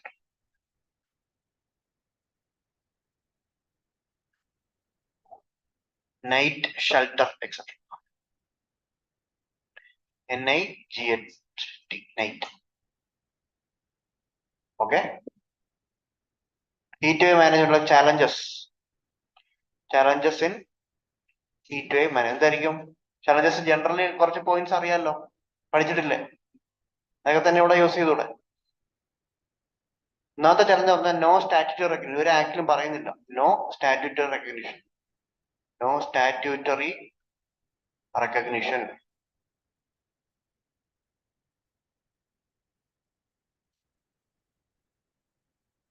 India does not recognize heat wave. India does not recognize heat wave as a disaster.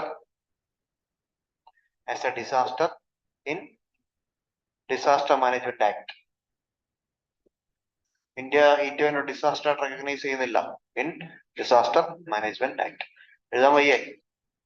3 മണിക്കൂർ ഇതിന്റെ double സ്പീഡിൽ ഇരുന്ന് എഴുതുന്ന ആലോചിച്ച് നോക്കും, രാവിലെ ഉച്ചയ്ക്ക്. അതാണ് നിങ്ങളുടെ മെയിൻസ് എക്സാമിനേഷൻ. ഇതിന്റെ ഡബിൾ സ്പീഡിൽ രാവിലെ ഉച്ചയ്ക്കും 3 മണിക്കൂർ വെച്ച്, രാവിലെ 3 മണിക്കൂർ, ഉച്ചയ്ക്ക് ശേഷം 3 മണിക്കൂർ. ഇങ്ങനെ എഴുതി ശീലിക്കുന്നത് നല്ലതാണ്. ഓക്കെ. പിന്നെ second point, lack of research. Lack of research.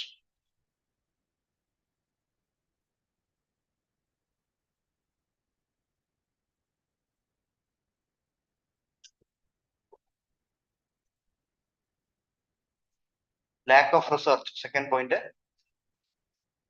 lack of research. Research കുറവാണ്, ഡേറ്റ കുറവാണ്. അതുകൊണ്ട് തന്നെ അതിനെപ്പറ്റി അനലൈസ് ചെയ്യാനും പഠിക്കാനും ഒക്കെ ഡേറ്റ കുറവാണ്. മറ്റൊന്ന് lack of public awareness. Public awareness.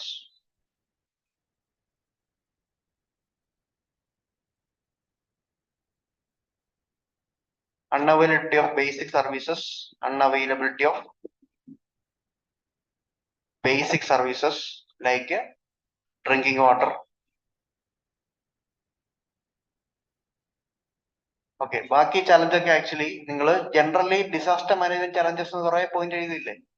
അതൊക്കെ അതിനകത്ത് കുറച്ച് പോയിന്റ് ഒക്കെ യൂസ് ചെയ്യാം ഇവിടെ കേട്ടോ. കുറെ പോയിന്റ് തന്നിട്ടുണ്ട്. General challenges to disaster management എന്ന് പറഞ്ഞിട്ട് ഒരു 10-30 പോയിന്റ്സിന് അടുത്തുണ്ടാകും. അത് നിങ്ങൾക്ക് ഇവിടെയൊക്കെ യൂസ് ചെയ്യാം പഠിച്ചു വെച്ച് കഴിഞ്ഞാൽ. ഓക്കെ. അതായത് ഇത് സ്പെസിഫിക് ആയിട്ട് പറയുമ്പോൾ ഇത് ഈ 4 പോയിന്റ്സ് ഓർത്ത് വയ്ക്കുക.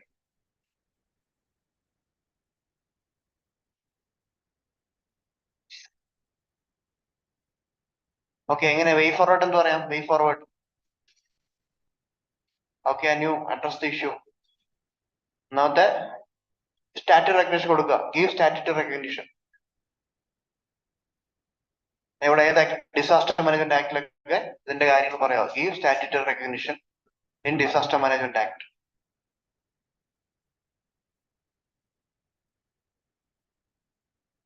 Creation of state specific heat action plan. Heat action plan.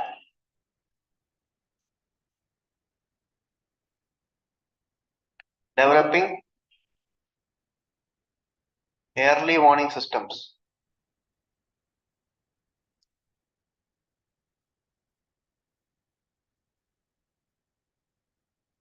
Another urban planning. Taking long term and short term measures. Long term measures എടുക്കുക, short term measures എടുക്കുക.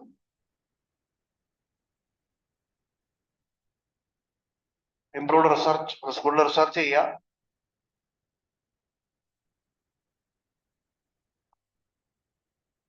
ഓക്കെ.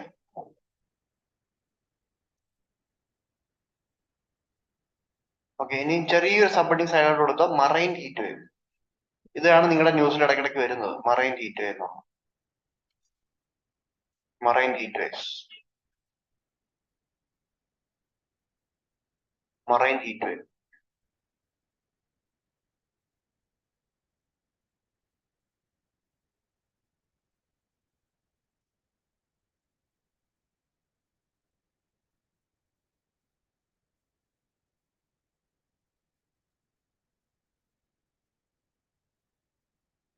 മറൈൻ ഹീറ്റ് വേവ്സ് എന്ന് പറയുമ്പോൾ marine areas, ocean ഏരിയാസിലൊക്കെ ഉണ്ടാകുന്ന heat wave. ഇത് heat wave ലാൻഡിൽ ഉണ്ടാകുമ്പോൾ നമ്മൾ normal heat wave എന്ന് പറയും. ഓഷ്യൻസിൽ ഉണ്ടാകുമ്പോൾ നമ്മൾ മറൈൻ ഹീറ്റ് വേവ് ഉണ്ടാവും പറയും.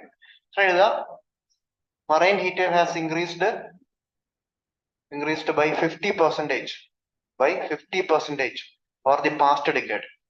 For the past decade.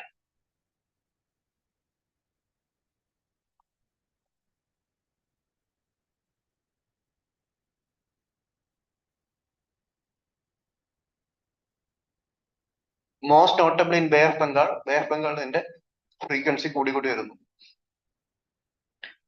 Bay of Bengal, its frequency is increasing. Its frequency is increasing.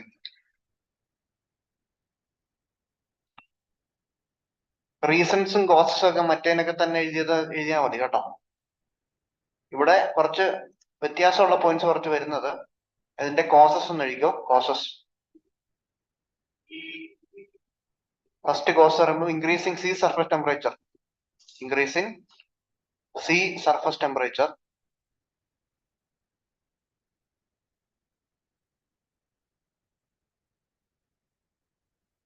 El Niño.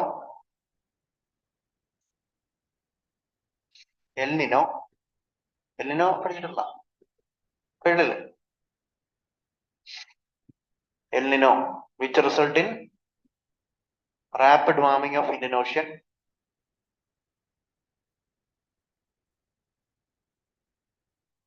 പിന്നെ നമ്മൾ പറഞ്ഞ കാര്യങ്ങളൊക്കെ തന്നെയാണ്, കാർബൺ എമിഷനും ക്ലൈമറ്റ് ചേഞ്ചും ഒക്കെ. അതൊക്കെ നിങ്ങൾക്ക് ഇവിടെ പറയാം കേട്ടോ. Carbon emission, climate change, fossil fuel burning, അതൊക്കെ നിങ്ങൾക്ക് പറയാം. പ്രത്യേകിച്ച് വേറെ ഒന്നും പറയാനില്ല. ഓക്കെ.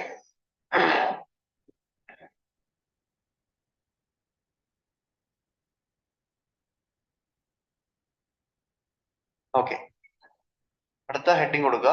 Main heading cyclone.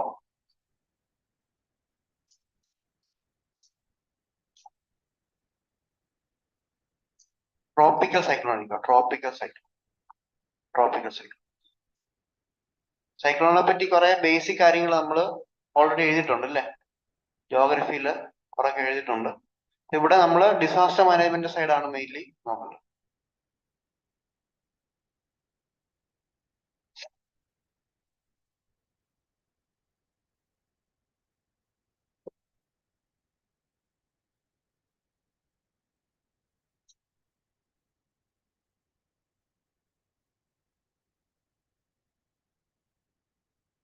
ഈ ഫിഗർ ഒന്ന് വരച്ചോ. ഇന്ത്യയുടെ സൈക്ലോൺ വൾണറബിൾ ഏരിയാസ് കാണിക്കുകയാണ്. ഇവിടെയാണ് ഇന്ത്യക്ക് ഏറ്റവും കൂടുതൽ സൈക്ലോൺ ഉണ്ടാകുന്ന ഏരിയാസ്.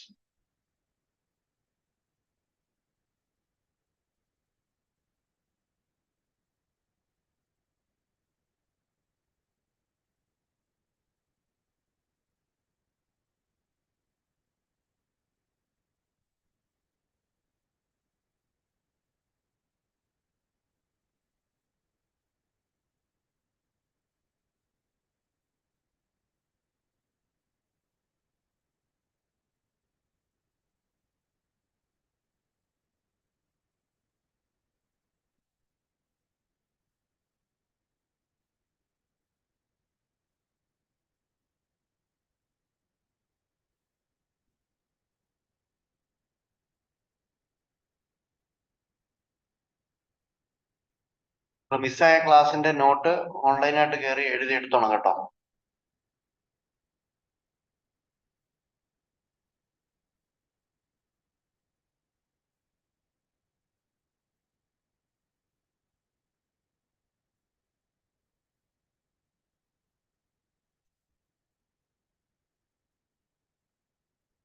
ഏകദേശം ഒന്ന് ഷെയ്ഡ് ചെയ്ത് ഇട്ടാൽ മതി.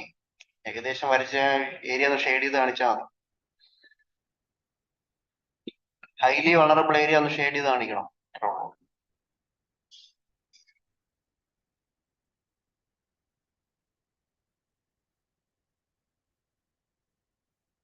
Okay okay.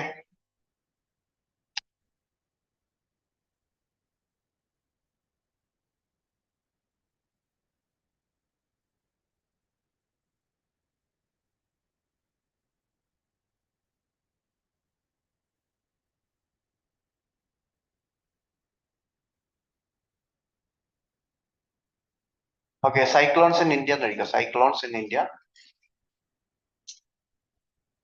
Cyclones in India. Okay, അതിനകത്തിൽ ആദ്യം ടൈം ലൈൻ എപ്പോഴാണ് ഉണ്ടാകുന്നത്? Timeline mainly between April to November. April to November. പിന്നെ ഇന്ത്യയുടെ ഒരു വണറബിലിറ്റിയുടെ കാരണം എന്താ? ഇന്ത്യക്ക് ലാർജ് കോസ്റ്റ് ലൈൻ ഉണ്ട്. Coastline of 7,116 kilometre. അതില് 5,070 കിലോമീറ്റർ എന്താണ്? Vulnerable to natural hazards like cyclone. Total ഇന്ത്യയുടെ കോസ്റ്റ് ലൈൻ ലെങ്ത് വരുമ്പോൾ 7,116 ആണെങ്കിൽ അതിൽ 5,770 കിലോമീറ്ററോളം എന്താണ്? സൈക്ലോൺ പോലുള്ള നാച്ചുറൽ ഹസാർഡ്സിന് വൾണറബിൾ ആണ്. 84 കോസ്റ്റൽ ഡിസ്ട്രിക്ട്സ്, 84 കോസ്റ്റൽ ഡിസ്ട്രിക്ട് ഉണ്ട് ഇന്ത്യക്ക് വൾണറബിൾ ആയിട്ടുള്ള. ഇന്ത്യക്ക് 84 coastal districts are affected by tropical cyclones.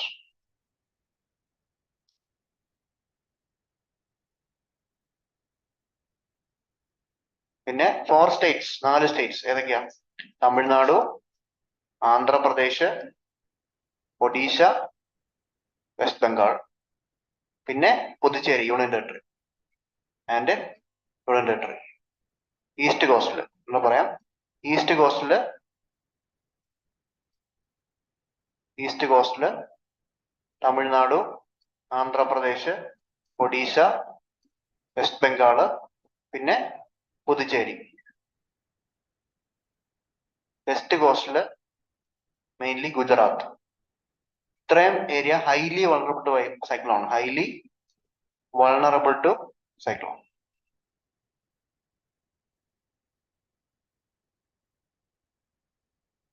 India is exposed to 10% of tropical cyclones in the world.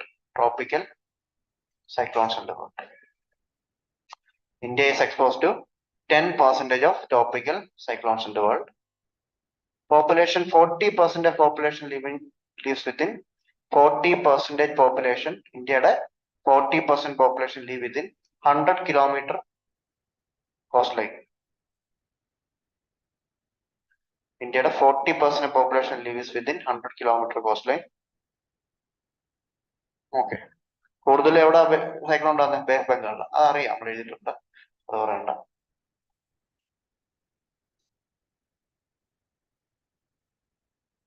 List of incidence, list of major incidence. ഏറ്റവും recent നടന്ന cyclone ഏതാ? അതിൽ ഓർക്കുന്നോ? Example news current affairs പഠിച്ചിട്ടുണ്ട്. Current affairs പഠിച്ചിട്ടുണ്ട്. ഏതാ ഏറ്റവും recent ആയിട്ടുള്ള നമ്മള് current affairs extreme severe category of cyclone പഠിച്ച ഏതായിരുന്നു? ബീന ഓർക്കുന്നോ? കറണ്ട് അഫയേഴ്സ് ക്ലാസ് പഠിച്ച ഏതായിരുന്നു? മുകുന്ദൻ. മുകുന്ദൻ ആ സമയത്ത് വന്നിട്ടില്ലെന്ന് തോന്നുന്നു. നമ്മള് ഫസ്റ്റ് മന്ത് മെയില് പഠിച്ചതാണ്.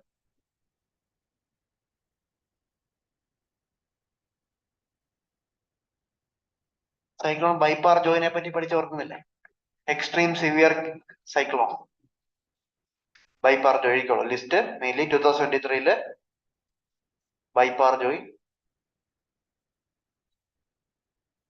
Cyclone Biparjoy. ഇത് അറേബ്യൻ സീൽ ഉണ്ടായതാണ്. അറേബ്യൻ സീ എക്സ്ട്രീം സിവിയർ കാറ്റഗറിയാണ്. എക്സ്ട്രീം സിവിയർ അത് ഞാൻ പറഞ്ഞു ഓർക്കുന്നുണ്ടോ? കാറ്റഗറി ക്ലാസിഫൈ ചെയ്യുന്നത് IMD കളർ കോഡിങ് ചെയ്യുന്ന കാര്യമൊക്കെ റിവൈസ് ചെയ്യാം. മെയിലെ കറണ്ട് അഫയർ പോയി റിവൈസ് ചെയ്യാം കേട്ടോ. കളർ കോഡിങ് ഉൾപ്പെടെ ഞാൻ പറഞ്ഞിട്ടുണ്ടായിരുന്നു. ഏതൊക്കെ സ്പീഡ് അനുസരിച്ചാണ് മാറുന്നത്, ഏത് സ്പീഡിലാണ് സിവിയർ കാറ്റഗറി അങ്ങനെയൊക്കെ വരുന്നത് ഞാൻ പറഞ്ഞിട്ടുണ്ടായിരുന്നു. ഓക്കെ, അപ്പൊ extreme severe category of cyclone 2023 Biparjoy. പിന്നെ 2022 ഡിസംബറിൽ അല്ലെ 2021 കേട്ടോ, 2021 ജവാദ് JWAD 2021 ഒഡീഷ.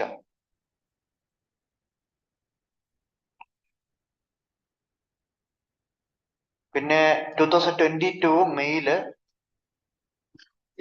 ആസാനി, ഇത് ആന്ധ്രയിലെ അടിച്ചാണ്, ആന്ധ്ര കോസ്റ്റിലാണ്. അതേപോലെ തന്നെ 2022 ഒക്ടോബറില് സിത്രാങ്, ഇത് ആസാമിലും ഒഡീഷയിലും ഒരേ സമയത്ത് വന്നതാണ്. പിന്നെ മേജർ സൈക്ലോണുകൾ ഇനി പറയുന്നത് വലിയ സൈക്ലോണുകൾ 2021 യാസ്, സൈക്ലോൺ യാസ്, അത് ഒഡീഷയിലാണ് കോസ്റ്റ് അടിച്ച ഒഡീഷ.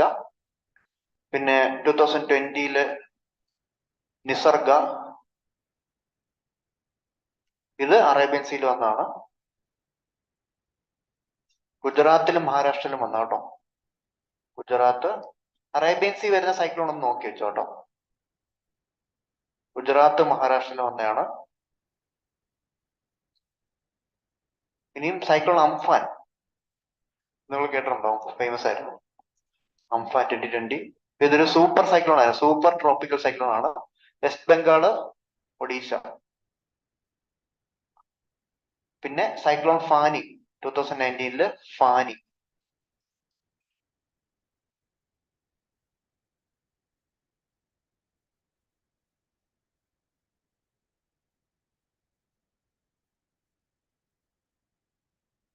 പിന്നെ ഏറ്റവും മെയിൻ സൈക്ലോൺ ഇന്ത്യയിൽ അടിച്ചിട്ടുള്ളത് 1999 വന്ന ഒഡീഷ സൈക്ലോൺ ആണ്.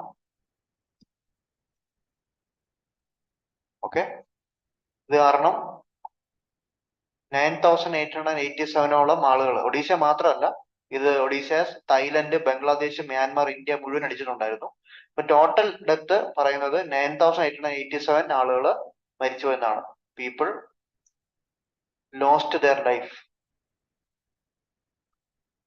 In the cyclone. എക്സാമ്പിൾസ് ആവശ്യത്തിന് കിട്ടിയല്ലോ. എക്സാമ്പിൾ ഒക്കെ ഇനി ആൻസർ യൂസ് ചെയ്യണം. ഓക്കെ, ഇനിയും factors responsible for formation of cyclone. എന്തോ ഫാക്ടേഴ്സ് റെസ്പോൺസിബിൾ, അത് എഴുതണമെന്നുണ്ടോ? ജോഗ്രഫിയിൽ എഴുതുന്നതാണ്, എഴുതണം. ജോഗ്രഫി മെയിൻസിനകത്ത് ഞാൻ ഓൾറെഡി തന്നിട്ടുണ്ട് എന്തൊക്കെയാ ഫാക്ടേഴ്സ് എന്നുള്ളത്. എഴുതണമെന്ന് നിർബന്ധമില്ല, എഴുതണ്ട. എന്തൊക്കെയാ? Sea surface temperature 27°C, rapid cooling with height, low wind shear, high humidity, distance from equator. Already ഞാൻ തന്നിട്ടുള്ള പോയിന്റ്സ്, അതുകൊണ്ട് എഴുതണമെന്നില്ല. ഇനി എഫക്ട് എഴുതിക്കോ, ഹെഡിങ് കൊടുത്തു, effect of cyclone. Effect of cyclone.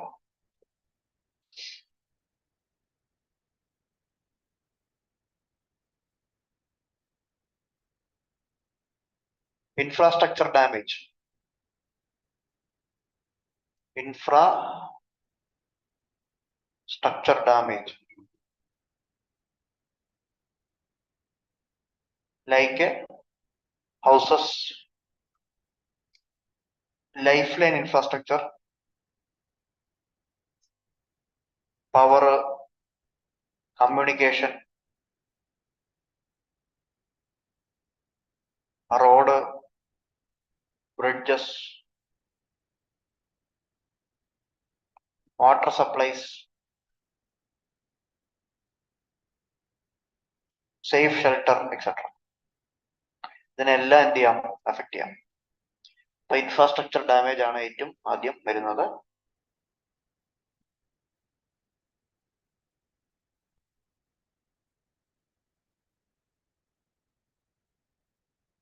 Cyclone can result Storm surge. അതായത് cyclone വരുമ്പോൾ ഭയങ്കര മഴയും കൂടെ കൊണ്ടുവരുന്നത്. അപ്പം വലിയ കൊടുങ്കാറ്റും മഴയൊക്കെ വരാൻ ചാൻസ് ഉണ്ട്.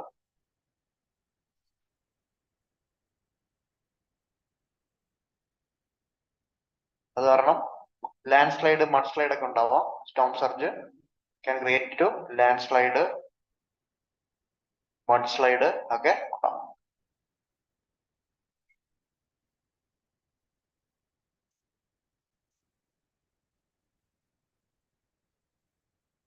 മറ്റൊന്ന് disruption of health system. Disruption of health systems.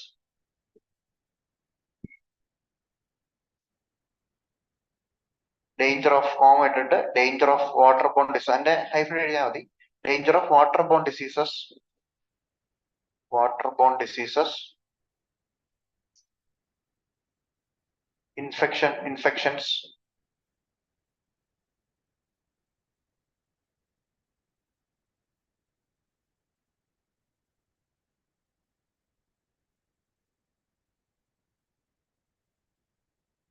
okay, and vector-borne diseases. പൊതു കാരണമൊക്കെ പരത്തുന്ന ഒരുപാട് അസുഖങ്ങളൊക്കെ വരാൻ ചാൻസ് ഉണ്ട്. Vector-bone diseases. Okay,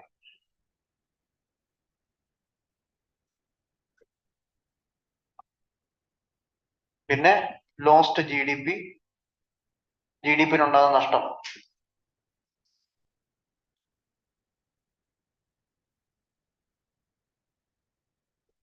example, economic loss by cyclone Amphan. Economic loss caused by cyclone Amphan was about $14 billion. $14 billion according to State of Global Climate Report.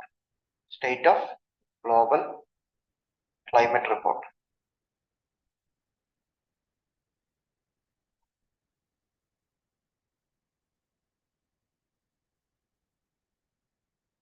അതേപോലെ തന്നെ relief package കൊടുക്കാനും infrastructure നഷ്ടപ്പെടുമ്പോഴും ആളുകളുടെ ജോലിയൊക്കെ നഷ്ടപ്പെടും. Loss of livelihood. Loss of livelihood, especially for people dependent on fishing. Especially for coastal people dependent on fishing. അങ്ങനെ സംഭവിക്കും, അവരുടെ ലൈവ്ലിഹുഡ് നഷ്ടപ്പെടാൻ ചാൻസ് ഉണ്ടാവും.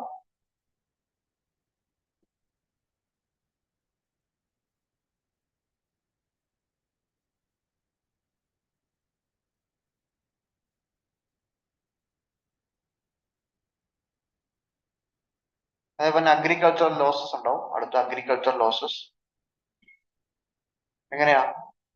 Mainly through damaged crops. ക്രോപ്സിനെ ഡാമേജ് ചെയ്തു. Damaged crops.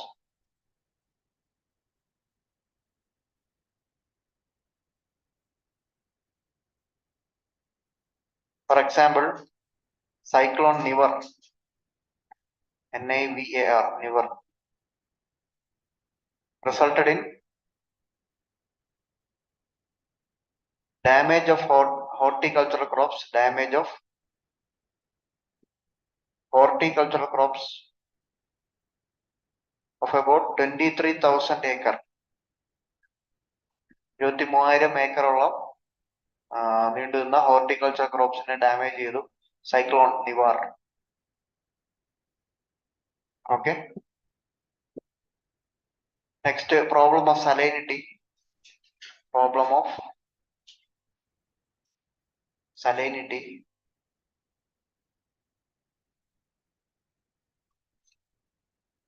High tide may bring in saline water. May bring in saline water and sand mass. അതേപോലെ soil erosion ഉണ്ടാവും.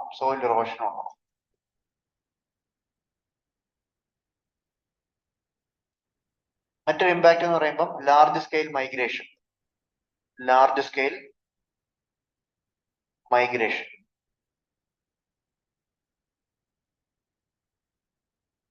എന്താ സംഭവം? ആളുകൾ മൈഗ്രേറ്റ് ചെയ്യും. സൈക്ലോൺ അഫക്റ്റഡ് ഏരിയ, സൈക്ലോൺ ഉണ്ടാവുന്ന ഏരിയ ആണെങ്കിൽ അവിടെ നിൽക്കാൻ താല്പര്യം കാണില്ല, അവർ അവിടുന്ന് വേറെ സ്ഥലത്തോട്ട് മൈഗ്രേറ്റ് ചെയ്യും. For example due to cyclone Amphan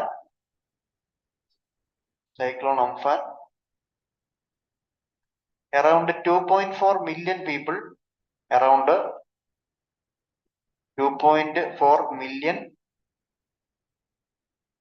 people were displaced.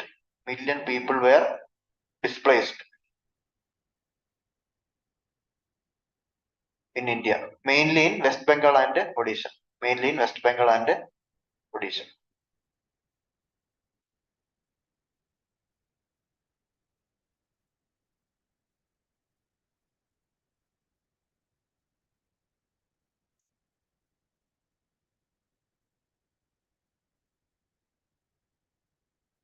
രണ്ട് മിനിറ്റ് കൈക്ക് റെസ്റ്റ് കൊടുത്തോ.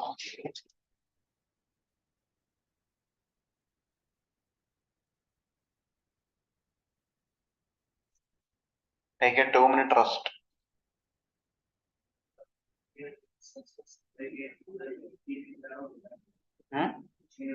എന്ത് തോന്നുന്നു? ജെൻഡർ ഡയമെൻഷൻ ഓഫ് ഡിസാസ്റ്റർ എന്ത് തോന്നുന്നു? ഞാൻ ഓൾറെഡി പറഞ്ഞിട്ടുണ്ട് എന്റെ ഉത്തരം. Vulnerable are more vulnerable. Vulnerable ആയിട്ട് നിൽക്കുന്നവര് ഡിസാസ്റ്റർ വരുമ്പോൾ ഒന്നും കൂടെ വൾണറബിൾ ആയിരിക്കും. For example woman, children, disabled people, ഇവരെല്ലാം ഒരു സൈക്ലോൺ വരുമ്പോൾ കൂടുതൽ അഫക്റ്റഡ് ആവാൻ ചാൻസ് ഉള്ളത് ഇവരായിരിക്കും. അത് ഓൾറെഡി ഇമ്പാക്റ്റും ചാലഞ്ചസിനകത്തൊക്കെ ഞാൻ പറഞ്ഞിട്ടുള്ള കാര്യം കേട്ടോ. ഇവാക്യുവേഷൻ പ്രോപ്പർലി നടന്നു കഴിഞ്ഞാൽ അങ്ങനെ ചെയ്യാം, കുഴപ്പമില്ല. പ്രോപ്പർലി നടക്കണമെന്നില്ലല്ലോ, എല്ലാം ഐഡിയൽ ആയിട്ട് അങ്ങനെ സംഭവിക്കണമെന്നില്ല.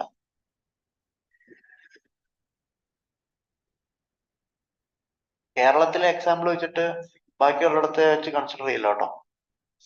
കേരളത്തിൽ നടക്കുന്ന ഒരു സംഭവം തന്നെയാണ് മറ്റ് സ്റ്റേറ്റ്സിലും സംഭവിക്കുന്നതെന്ന് വിചാരിക്കുന്നു. എല്ലായിടത്തും ഈക്വൽ സോഷ്യൽ സിറ്റുവേഷൻ ആയിരിക്കില്ല. ചിലയിടത്തൊക്കെ എല്ലാത്തിനും പ്രയോറിറ്റി മുന്നിന് കൊടുക്കാൻ ചാൻസ് ഉണ്ടാവും. മനസ്സിലായില്ല? എസ്പെഷ്യലി റൂറൽ ഇന്ത്യയിലൊക്കെ അങ്ങനെ ആവാൻ ചാൻസ് ഉണ്ടാവും.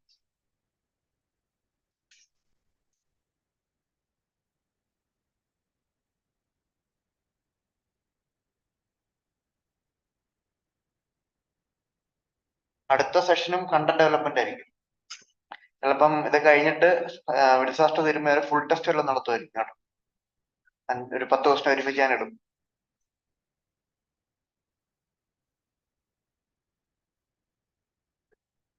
ആ ദിവസം വരാതിരിക്കാൻ പറ്റില്ല.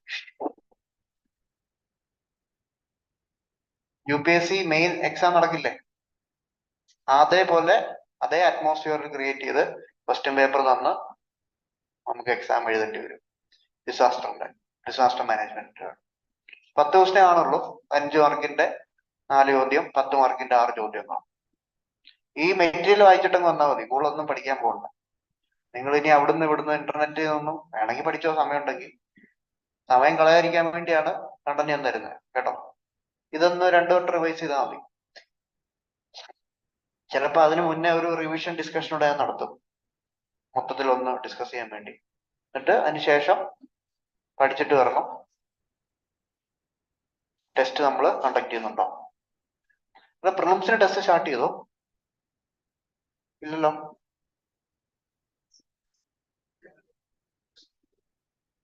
മറ്റന്നാളില്ല, നാളെ ഉള്ളൂ. മറ്റന്നാള് വൈകുന്നേരം പറയും എന്താണെന്നുള്ളത്. എനിക്ക് മറ്റന്നാൾ വൈകുന്നേരം കാണില്ല, സെഷനാണ്. നാളെ ഉണ്ടോ?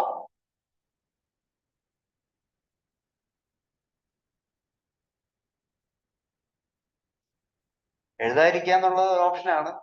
പക്ഷെ നിങ്ങളോട് തന്നെ ചെയ്യുന്ന ചതിയായിരിക്കും. ചുമ്മാ നമ്മള് കണ്ടന്റ് എഴുതിയെടുത്ത് പോയിട്ട് കാര്യമില്ലല്ലോ, ടെസ്റ്റ് ചെയ്യണ്ടേ. അതെങ്ങനെ അപ്ലൈ എന്നുള്ളതാണ് കാര്യം. ശരിയാണ്, ചിലപ്പം നിങ്ങളായിരിക്കുന്ന ഈ കണ്ടന്റ് ഒരുപാട് പേരെ കാണില്ല. പക്ഷെ ഒരു പക്ഷെ നിങ്ങളെക്കാളും നന്നായിട്ട് എഴുതും ചിലപ്പം മറ്റുള്ളവർ, പറയാൻ പറ്റില്ല. കാര്യം എന്ന് വെച്ചാല് അവർ എഴുതി അപ്ലൈ ചെയ്ത് പ്രാക്ടീസ് കുറച്ച് അറിയത്തുള്ളെങ്കിലും അങ്ങ് എന്ത് ചെയ്യും, ആൻസർ കാണുമ്പോൾ എന്തൊക്കെ ഒരുപാട് അറിയാമെന്നൊരു തോന്നൽ. അത് എഴുതുന്ന സ്കില്ലാണല്ലോ. അത് എഴുതിയാൽ മാത്രമേ അത് ഡെവലപ്പ് ആവുള്ളൂ. വായിച്ചോണ്ടിരുന്നിട്ട് കാര്യമില്ല. നമ്മൾ പഠിക്കുന്നതിന്റെ 50% നമ്മുടെ തലയിൽ കാണുള്ളൂ. ആ തലയിൽ കാണുന്നതിന്റെ ഒരു 10% പേപ്പറിൽ വരുള്ളൂ. അപ്പം ആ 10% എന്നുള്ളത് പെർസെന്റേജ് കൂട്ടണം എന്നുണ്ടെങ്കിൽ ഒരുപാട് എഴുതിക്കൊണ്ടിരിക്കും. ഓക്കെ,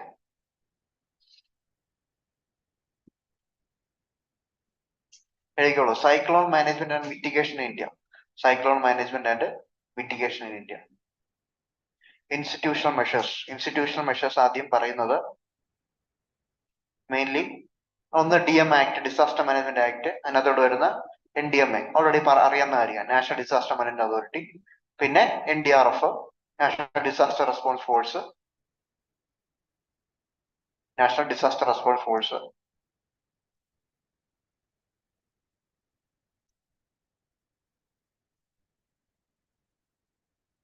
ഓക്കെ, ഇനി structural and non structural measures. ഗവൺമെന്റിന്റെ സ്ട്രക്ചറൽ മെഷേഴ്സ് ആയിരിക്കും. സ്ട്രക്ചറൽ മെഷേഴ്സ് ഒന്നാമത്തേത് സൈക്ലോൺ ഷെൽട്ടർ ആണ്. Cyclone resistant building, road, bridges, etcetera. Non structural measures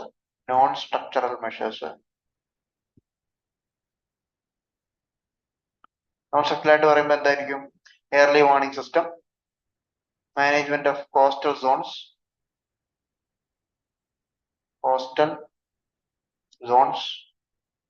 awareness generation, disaster risk management, capacity building.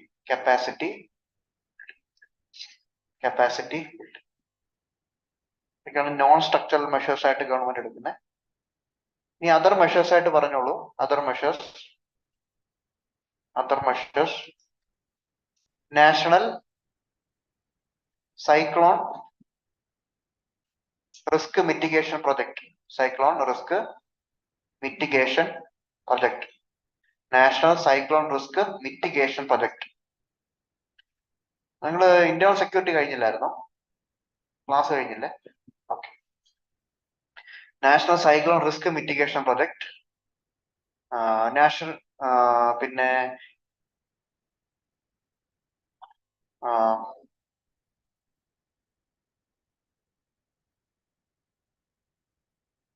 National cyclone risk mitigation project, integrated coastal zone management project, integrated coastal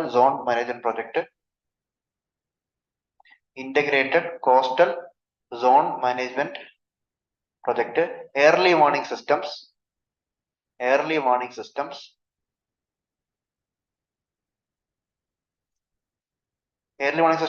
ഇന്ത്യനെ trio based observation ആട്ടോ. ഇന്ത്യയുടെ ഓർത്ത് വെച്ചോണേ, trio based observation. early warning system India trio based observation ആണ്. അതായത് India uses land based ഉണ്ട്, അതേപോലെ തന്നെ ocean based ഉണ്ട്, അതേപോലെ തന്നെ സ്പേസ് ബേസ്ഡ് ഉണ്ട്. early warning system observation system India അതുകൊണ്ടാണ് ട്രയോ എന്നുള്ള യൂസ് ചെയ്യുന്നത്. 3 രീതിയിൽ ഇന്ത്യ ഒബ്സർവ് ചെയ്യുന്നുണ്ട്. ഇത് എങ്ങനെയാന്ന് വെച്ചാൽ ഷിപ്പിൽ നിന്നുള്ള റിപ്പോർട്ട്, പല ഷിപ്പുകളൊക്കെ ഇതിനു വേണ്ടി മാത്രമായിട്ടുണ്ട്. ആ ഷിപ്പിൽ നിന്നുള്ള റിപ്പോർട്ട്സ് വരെ കിട്ടും. ഓക്കെ, ഇന്ത്യക്ക് കോസ്റ്റൽ റഡാർ ഉണ്ട്, എഴുതിക്കോളൂ. കോസ്റ്റൽ റഡാർസ് ബോത്ത് കൺവെൻഷണലും They are conventional and Doppler. Doppler ഉണ്ട് conventional ഉണ്ട്. Both Doppler and conventional coastal radars.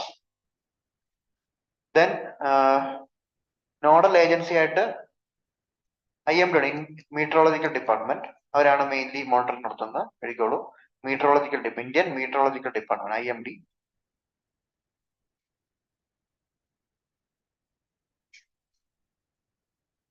പിന്നെ നോർത്തേൺ ഹെമിസ്ഫെറിക് അനാലിസിസ് സെന്റർ.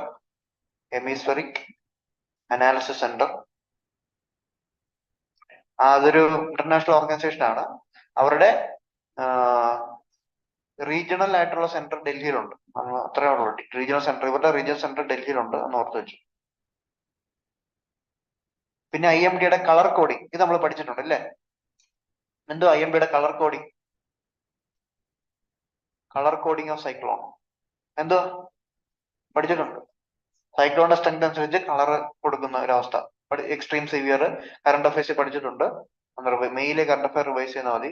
4 കളർ ഉണ്ട്. ഏതൊക്കെയാ? Green, yellow, orange, red. ഇതനുസരിച്ച് എന്ത് ചെയ്യും? ഓരോ സൈക്ലോൺ സ്ട്രെങ്ത് അനുസരിച്ച് കളർ കൊടുക്കും. ഏറ്റവും സ്ട്രെങ്ത് ഉള്ള സൈക്ലോണിനൊക്കെ റെഡ് കളർ ആയിരിക്കും കൊടുക്കുന്നത്. ഓക്കെ, അങ്ങനെ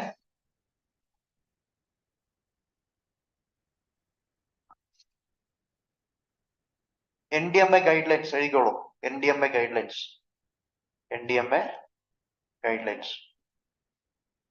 അതിൽ ആദ്യം പറയുന്നത് mapping, vulnerability zoning and mapping.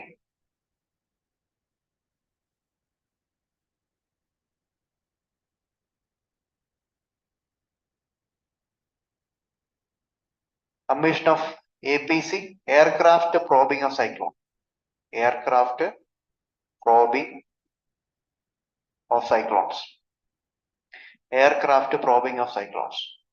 Hyphen എഴുതിക്കോളൂ. It calls for manned and unmanned aerial vehicles.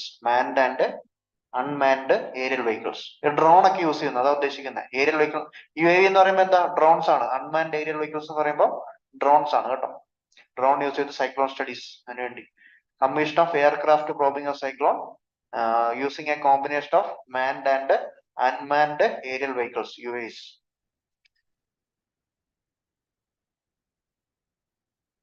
Cyclone disaster management information system, setting up of a cyclone disaster management information system.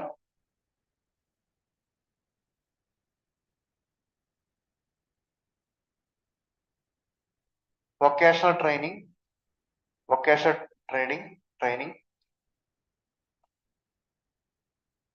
and having a gender sensitive approach.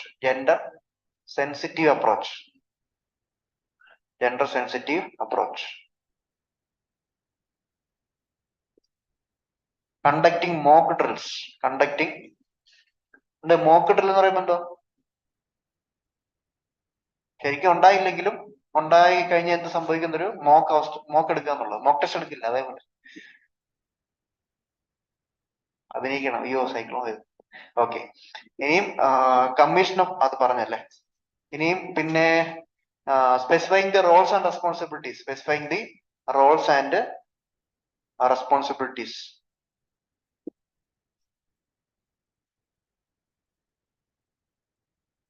In cyclone mitigation. Risk mitigation.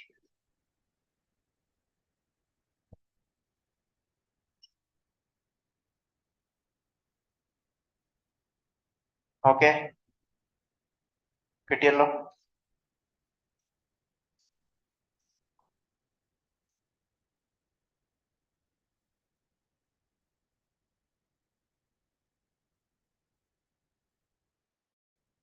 Challenges in cyclone management എഴുതിക്കോളൂ. Challenges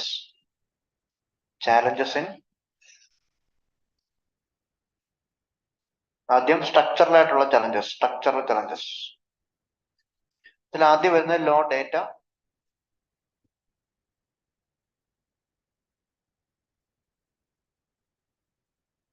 absence of land use norm, land use norms, inadequate use of technology,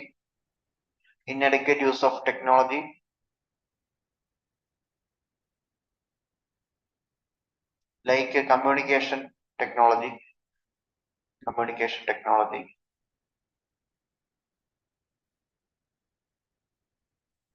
multiplicity of agencies, ഒരുപാട് agencies ഉണ്ട്. For example IMD ആണ് weather forecasting നടത്തുന്നത്, പക്ഷെ flood forecast നടത്തുന്നത് central water commission ആണ്. Flood forecast central water കമ്മീഷനും ഈ മീറ്ററോളജിക്ക് അല്ലെങ്കിൽ വെതർ ഫോർകാസ്റ്റ് നടത്തുന്ന IMD ആണ്. അങ്ങനെ മൾട്ടിപ്പിൾ ഏജൻസീസ് വരുമ്പോൾ എല്ലാം കൂടെ ഈ സൈക്ലോൺ എന്ന് പറയുമ്പോൾ ഒരുപാട് കാര്യങ്ങൾ ഒരുമിച്ചുണ്ടാവും. അപ്പം ഒരു കോർഡിനേറ്റഡ് ഏജൻസി ഇല്ലാത്തതുകൊണ്ട് പല ജോലിയും പല ഏജൻസി ചെയ്യുന്നതുകൊണ്ട് ഒരു മൾട്ടിപ്ലിസിറ്റി ഓഫ് ഏജൻസീസ് വരും. ആ പോയിന്റ് മനസ്സിലായല്ലോ.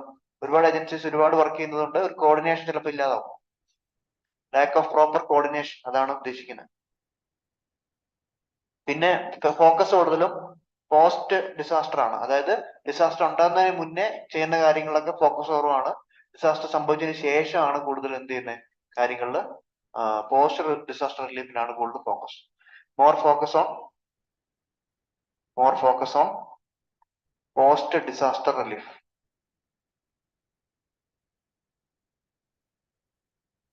ഓക്കെ, ഇതൊക്കെയാണ് പ്രധാനപ്പെട്ട സ്ട്രക്ചറൽ ആയിട്ടുള്ള ചലഞ്ചസ് വരുന്നത്. Okay, procedure challenges. ഇനി പ്രൊസീജിയറൽ ചലഞ്ചസ്. അതിനകത്തില് mainly grass root level, lack of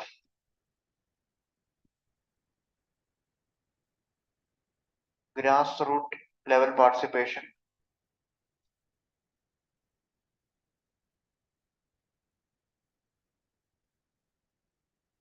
poor urban planning,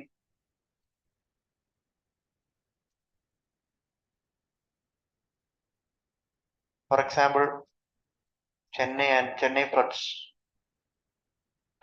പിന്നെ ഹ്യൂജ് പോപ്പുലേഷൻ, വലിയ പോപ്പുലേഷൻ ഉണ്ട് എവിടെ? Coastal areas. 1/3 of the population living in coastal areas. 1/3 of population of India lives in coastal areas. അതുകൊണ്ട് തന്നെ manage ചെയ്യാൻ ഭയങ്കര, cyclone വന്നു കഴിഞ്ഞാൽ മാനേജ് ചെയ്യാൻ ഭയങ്കര ബുദ്ധിമുട്ടായിരിക്കും.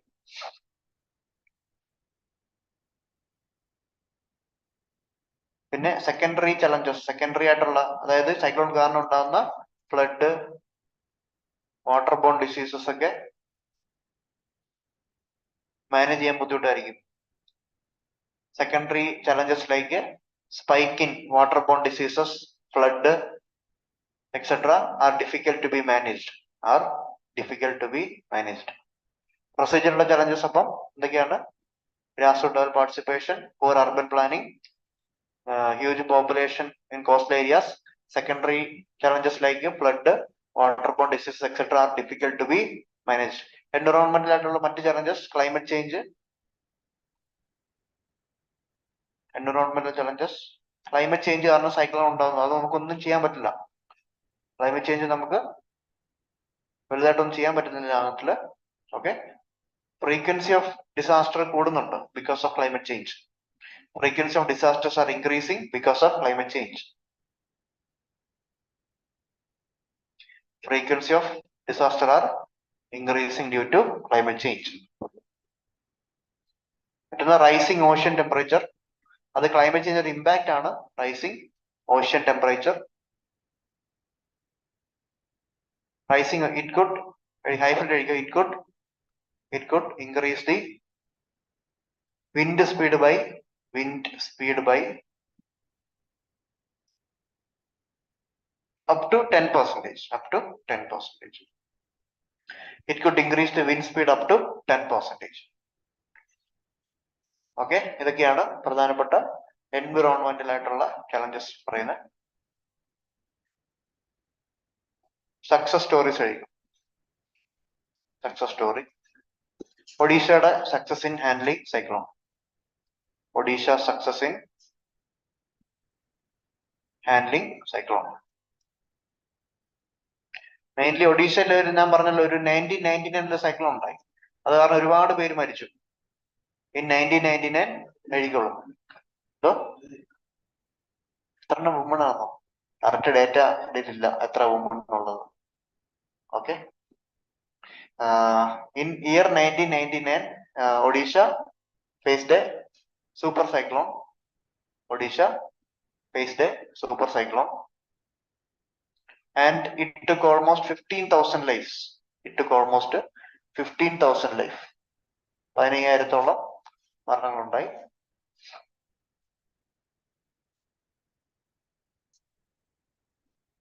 അതിനുശേഷം ഒഡീഷ കുറെ പാഠങ്ങൾ പഠിച്ചു. അപ്പം കുറെ മാറ്റങ്ങൾ ഒഡീഷ ഗവൺമെന്റ് വരുത്തി. അതൊക്കെയാണ് ഇനി മനസ്സിലാക്കേണ്ടത്. ഓക്കെ.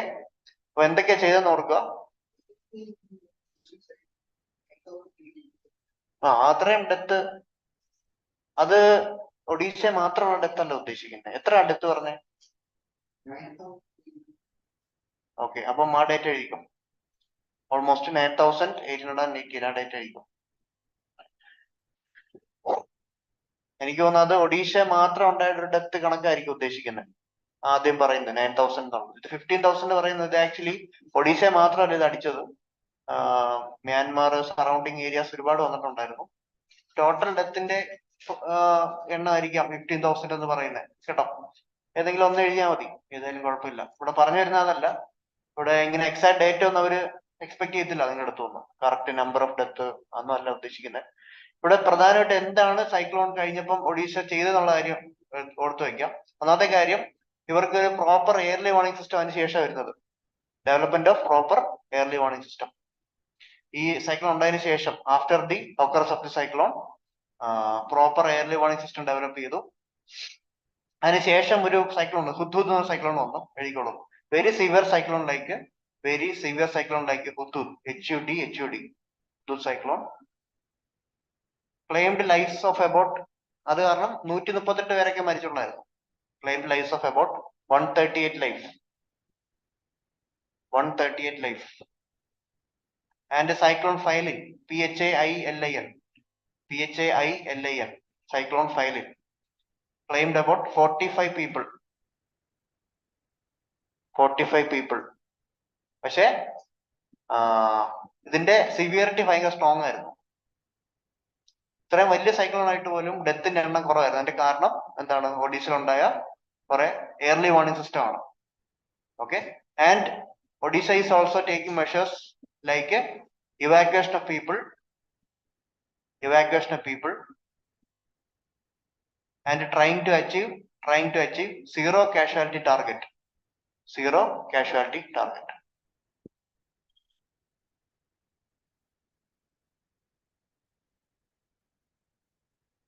ഓക്കെ, മനസ്സിലായോ?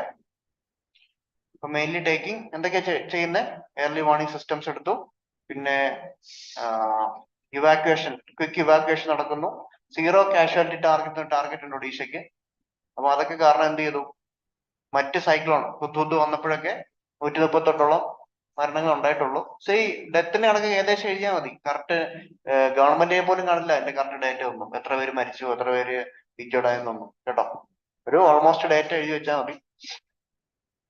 ഓക്കെ. ആൻഡ് വേ ഫോർവേഡ്, എങ്ങനെ ഇനി ഫർദർ എന്ത് ചെയ്യാന്നുള്ളത്, എന്ത് ചെയ്യാൻ പറ്റും, എന്തൊക്കെ പറയാം? എങ്ങനെ സൈക്ലോൺ ഡിസാസ്റ്റർ മിറ്റിഗേഷൻ എന്ത് ചെയ്യാം? എക്സാമ്പിൾ എഴുതിക്കോളൂ. യൂസ് ഓഫ് സ്പേസ് ടെക്നോളജി, ഒരു പോയിന്റ് എഴുതിക്കോ. Use of space technology for more precise and better forecasting.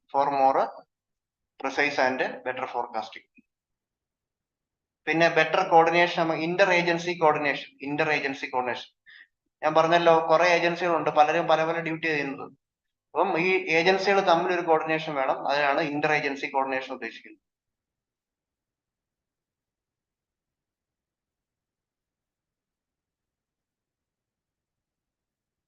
Green rebuilding and build back better approach. ഈ ബിൽഡ് ബാക്ക് ബെറ്റർ അപ്രോച്ച് എവിടെയെങ്കിലും കേട്ടിട്ടുണ്ടോ? സെൻഡൈ ഫ്രെയിംവർക്കിനകത്ത് പഠിച്ചായിരുന്നു അല്ലെ? Build back better approach. Sendai ഫ്രെയിംവർക്കിന്റെ note എന്ന് പറഞ്ഞാൽ അതിനകത്തിൽ ഓൾറെഡി പറഞ്ഞാലും ബിൽഡ് ബാക്ക് ബെറ്റർ അപ്രോച്ച് ആണ് വെച്ച് എടുക്കുന്നുള്ള അത് വേണം. പിന്നെ ഏറ്റവും മെയിൻ ആയിട്ട് ചെയ്യേണ്ടത് urban planning, community awareness programme. പിന്നെ ഒരു പോയിന്റ് എഴുതിക്കോ, storm breakers. Planting of natural storm breakers. Example, mangrove. See, mangrove forest ഒക്കെ ഇല്ലേ? Mangrove forest എവിടെ ആക്ച്വലി ലൊക്കേറ്റ് ചെയ്തേക്കുന്നത്? കോസ്റ്റൽ ഏരിയാസിലാണ്. മാംഗ്രൂവ് ഉള്ളപ്പോൾ ഗുണം എന്താ? മാംഗ്രൂവ്സ് ഉണ്ടെങ്കിൽ ഈ ഡിസാസ്റ്ററിന്റെ ഒക്കെ എഫക്ട് എന്ത് ചെയ്യും? കുറയ്ക്കാൻ സാധിക്കും. അതൊരു ബഫർ സോണായിട്ട് ആക്ട് ചെയ്യും. ഫ്ലഡിന്റെ ഡിസാസ്റ്ററിന്റെ എഫക്ട് മാംഗ്രൂവ്സ് ഉണ്ടെങ്കിൽ കുറയ്ക്കാൻ പറ്റും. അപ്പൊ അങ്ങനെ ചെയ്യാം. Protection to natural planting of natural storm breakers. Example, mangroves. For example, during Cyclone Amphan, Sundarban mangroves, Sundarban mangroves, Sundarban mangroves എവിടെയാ? Sundarban mangroves? North East. ഏകദേശം ഐഡിയ ഒന്നുമില്ല. കറക്റ്റ് സ്റ്റേറ്റ് ഏതാ? വെസ്റ്റ് ബംഗാൾ. വെസ്റ്റ് ബംഗാളിലുള്ള സുന്ദർബൻ മാംഗ്രോവ്സ് ആക്ച്വലി എന്ത് ചെയ്തു? Cyclone അംഫാന്റെ strength എന്ത് ചെയ്തു? കുറയ്ക്കാൻ വേണ്ടി ഹെൽപ്പ് ചെയ്തു. Sundarban mangroves acted as a buffer zone from reducing the effect of the cyclone Amphan.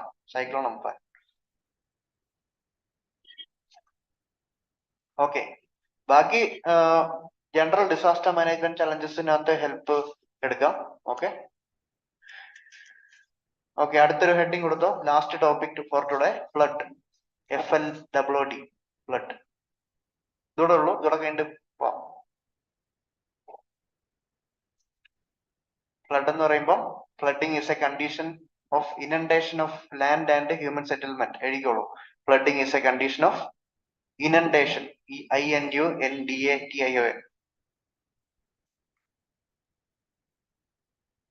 INUNDATION. inundation പറയുമ്പോ എന്താ? കയറി വരിക, അല്ലെങ്കിൽ എന്താ പറയാ, അതിക്രമിച്ച് കയറുക. ഇങ്ങനെയൊക്കെയാണ് ഇനണ്ടേഷൻ ഉള്ള വാക്കിനർത്ഥം. Inundation of land and human settlement by rise of water in channels.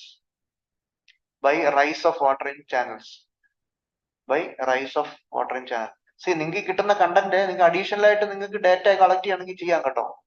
അതിനുവേണ്ടി ഒരു സ്പേസ് സൈഡിൽ വേണം കേട്ടോ, ഒരു മാർജിൻ വല്ലതും കിട്ടോ. നിങ്ങൾക്ക് അഡീഷണൽ ആയിട്ട് വല്ല ഡേറ്റ ഇനിയും കളക്ട് ചെയ്ത് കയറ്റണമെന്നുണ്ടെങ്കിൽ കയറ്റാം.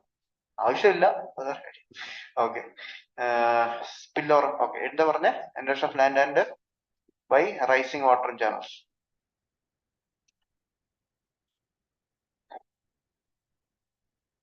Okay, flood vulnerability in India. അപ്പൊ ഈ ഫിഗർ ഒന്ന് വരച്ചോണേ. ചില ഫ്ലഡ് പ്രോൺ സോൺസ് ആണ്. ഒന്ന് ഷെയ്ഡ് ചെയ്ത് വിട്ടാൽ മതി.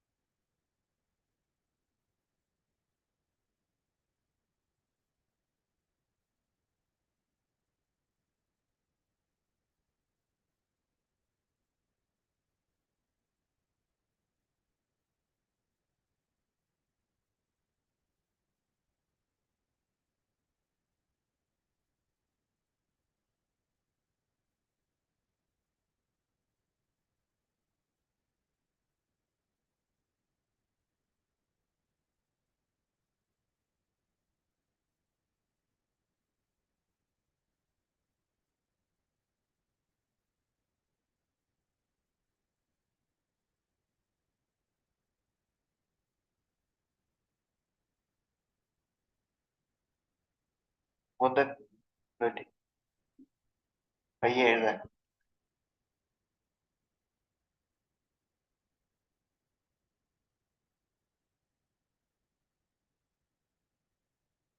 ഹെൽത്ത് കൂടെ മാനേജ് ചെയ്യണം കേട്ടോ.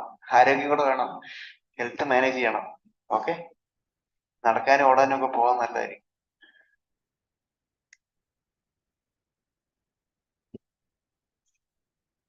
വിക്കിപീഡിയയിൽ ഓൾമോസ്റ്റ് 10,000 ഡെത്ത് ആണ് പറയുന്നത് കേട്ടോ. സൈക്ലോൺ, മറ്റേ ഒഡീഷയിലുള്ള സൂപ്പർ സൈക്ലോണിന്റെ 1999. അപ്പൊ നമ്മള് പറഞ്ഞ ഡേറ്റ 9887 അല്ലേ, ഏകദേശം അടുത്ത് വരും. ഒഡീഷയിൽ മാത്രമാണ് അത്രയും ഡെത്ത്. പിന്നെ മറ്റ് സ്റ്റേറ്റ്സിലൂടെ ഒക്കെ നോക്കുമ്പോൾ ഒരു 5,000. അതാണ് 15,000ന്റെ കണക്ക് വന്നത്. അതുകൊണ്ടാണ് മറ്റ് മ്യാൻമാറിലും ഒക്കെ സംഭവിച്ചതോടെ കൊണ്ടാണ് അത്രയും ഡെത്ത് വന്നതെന്ന് തോന്നുന്നു. നിങ്ങൾ അറൌണ്ട് 10,000 എഴുതിയാലും മതി, കറക്റ്റ് ഡേറ്റ ഓർക്കുന്നില്ലെങ്കിൽ. അറൗണ്ട് 10,000 എന്ന് എഴുതിയാൽ മതി.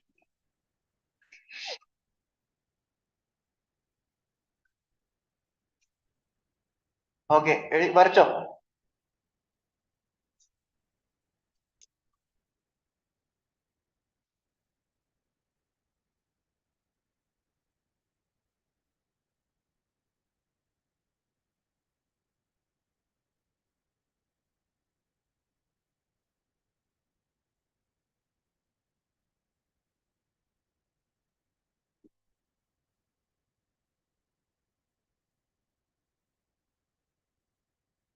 Okay, data എഴുതിക്കോളൂ.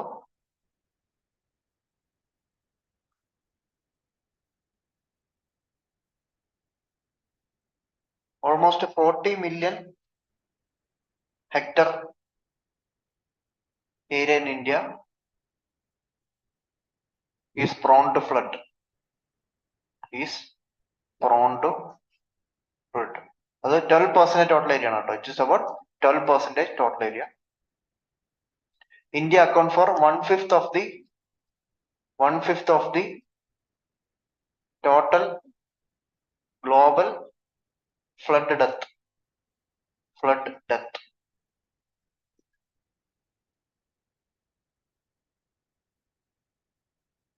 27% flood damage ബീഹാറിലാണ്. 33% UP plus ഉത്തരാഖണ്ഡ് ഫ്ലഡ് കാരണമുള്ള damage. 15% Punjab plus Haryana.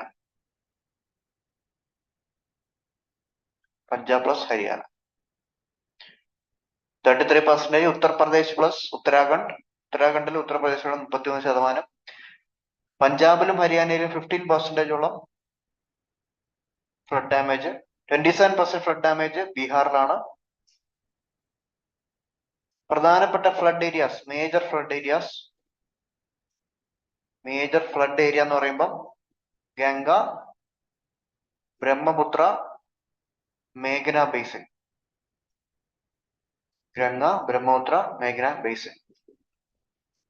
Okay. Important floods, list of important floods എഴുതിക്കോളൂ. List of important floods in India. 2023 Nagpur flood. ഞാൻ ഡെത്ത് കണക്കൊക്കെ നോക്കണമെന്നുണ്ടോ? ജസ്റ്റ് ഒന്ന് കയറി നോക്കാം കേട്ടോ, എത്ര പേര് മരിച്ചു അല്ലെങ്കിൽ എന്താ ഡാമേജ് ഉണ്ട്. ഓൺലൈനായിട്ട് കയറി കണ്ട് ഡേറ്റ എഴുതിയെടുത്തോണം കേട്ടോ. Okay, 2022 Amarnath flood.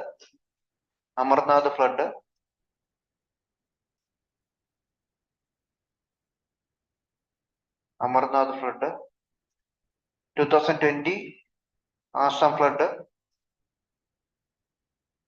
2019 Patna flood. 2018 Kerala flood. 18-19 ഉണ്ടായിരുന്നു Kerala flood. 2015 Chennai flood. 2014 Kashmir flood. ഇതൊക്കെയാണ് ഇന്ത്യയിലെ ഏറ്റവും പ്രധാനപ്പെട്ട ഫ്ലഡിങ് ഇവന്റ്സ് നടന്നിട്ടുള്ളത്. Okay,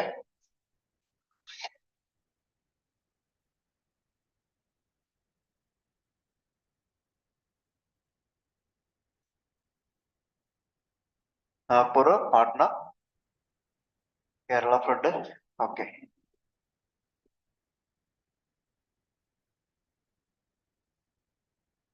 causes of flood, reasons. Causes എന്താണ്? കോസസ് ആദ്യം നാച്ചുറൽ ആയിട്ടുള്ള കോസസ് എന്താ? Natural heavy rainfall.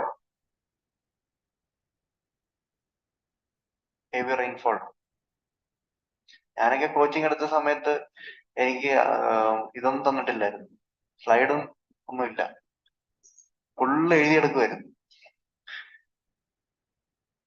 എഴുതിയെടുപ്പിന്റെ ബഹളമായിരുന്നു. അതൊക്കെ വെച്ചൊക്കെ ഒന്ന് എന്താ എന്നിട്ട് തുടങ്ങിയാന്നോ? ഒരു 3-4 വർഷം മുമ്പത്തെ കഥയാ. ആ സമയത്ത് നമുക്ക് ഈ എന്താ എഴുതിയെടുക്കാൻ പറ്റത്തില്ല, നോട്ടൊന്നും ഇല്ല. അവര് പ്രത്യേകിച്ച് ആർട്ട് ആൻഡ് കൾച്ചറൊക്കെ സ്ലൈഡൊന്നും ഇല്ലായിരുന്നു, എനിക്ക് എന്റെ ഓർമ്മയില്ല. ഈ നോട്ട്സ് ഒന്നും ഇല്ല. പൊളിറ്റി, ആർട്ട് ആൻഡ് കൾച്ചർ എല്ലാം എഴുതിയെടുക്കുമായിരുന്നു. എഴുതിയെടുത്ത് കൈ ഒടിയും. അതൊക്കെ വെച്ച് നോക്കുമ്പം നിങ്ങൾക്ക് ഒരു കുറച്ചേ ഉള്ളൂ എഴുതിയെടുക്കാൻ അല്ലേ? കൂടുതൽ നിങ്ങൾക്ക് നോട്ട്സ് എല്ലാത്തിനും നോട്ട്സ് അപ്ലൈ ചെയ്യുന്നില്ലേ? എഴുതിക്കോ. ക്ലൗഡ് ബേസ്റ്റ് കറണ്ട് അഫയേഴ്സിനൊക്കെ നോട്ട്സ് അപ്ലൈ ചെയ്യുന്നുണ്ടല്ലോ. അതൊക്കെ എഴുതിയെടുക്കുന്ന അവസ്ഥ ഒന്ന് ആലോചിച്ചോ. ഇത് നമ്മൾ മാക്സിമം നോക്കുന്നുണ്ട്. ഇപ്പം കുറച്ച് സെഷനോടെ കഴിയുമ്പം ഇതിന്റെ കണ്ടന്റ് ചിലപ്പം അല്ലാതെ കിട്ടാൻ ചാൻസ് ഉണ്ട്. നമ്മൾ അതിനുവേണ്ടി ചെയ്യുകയാണ്. ടൈം എടുക്കും. Okay okay. ക്ലൗഡ് ബേസ്റ്റ് എഴുതിക്കോ. അടുത്ത reason natural cause cloudburst. Cloudburst എന്താണെന്ന് അറിയാലോ. അവിടെ ഞാൻ പറഞ്ഞായിരുന്നു ക്ലൗഡ് ബേസ്റ്റ് എന്താന്നുള്ളത്. വയലന്റ് ആയിട്ടുള്ള പെട്ടെന്ന് വരുന്ന മഴ, അത് കാരണം ഉണ്ടാകുന്ന കാര്യം. പിന്നെ സൈക്ലോൺ കാരണം ഫ്ലഡ് ഉണ്ടാവും. Example Odisha cyclone created severe flood. പിന്നെ changes in course of river. River അവരുടെ കോഴ്സ് ചിലപ്പോൾ സംഭവം എന്ന് വെച്ചാലേ, ചില റിവറെ ഒഴുകി വരുമ്പം അവര് ഭയങ്കരമായിട്ട് സിൽറ്റേഷൻ സംഭവിക്കും. കുറെ മണ്ണും കൊണ്ടായിരിക്കും വരുന്നത്. അപ്പൊ മണ്ണും കൊണ്ട് ഇങ്ങനെ ഒഴുകി വന്ന് അവര് മണ്ണ് ഡെപ്പോസിറ്റ് ചെയ്യും. അവിടെ ഡെപ്പോസിറ്റ് കൂടി വരുമ്പോ ആ റിവറിന് ഫ്ലോ ചെയ്യാൻ പറ്റാത്ത അവസ്ഥ വരും. അപ്പൊ എന്ത് ചെയ്യും? റിവർ ചാനൽ ഷിഫ്റ്റ് ചെയ്യും, റൂട്ട് മാറ്റി ചിലപ്പോൾ ഒഴുകി വരുന്നത് ആളുകൾ താമസിക്കുന്ന ഇടത്തോട്ടായിരിക്കും. അത് അങ്ങനെ ഫ്ലഡ് ഉണ്ടാവും. അതിനെയാണ് change in course of river എന്ന് വിളിക്കുന്നത്. റിവറിന്റെ പാത്ത് ചേഞ്ച് ചെയ്യുന്ന ഒരു അവസ്ഥ, change in course of river. പിന്നെ sediment deposition.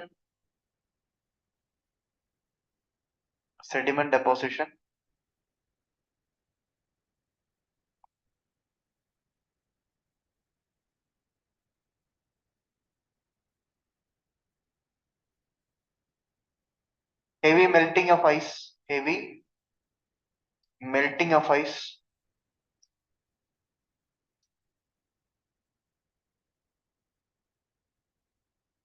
Okay.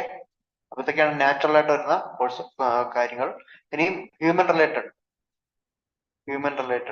Related cause mainly the urbanisation, increasing unplanned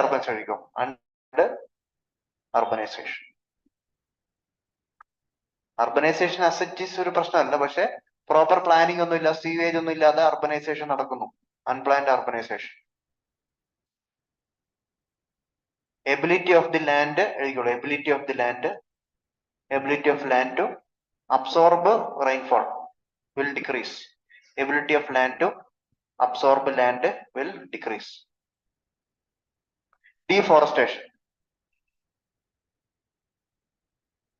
Deforestation.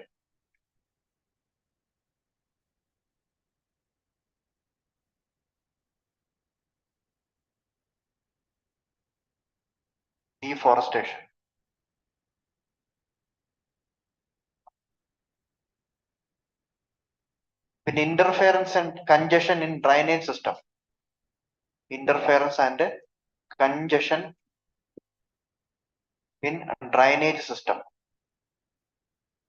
അതുകൊണ്ട് എന്താ, വെള്ളം ഒഴുകിപ്പോകാൻ ബുദ്ധിമുട്ടായിരിക്കാം. കൺജഷൻ സംഭവിക്കുമ്പോൾ വെള്ളം പൊങ്ങി വരാൻ ചാൻസ് ഉണ്ടാവും. Population pressure. Population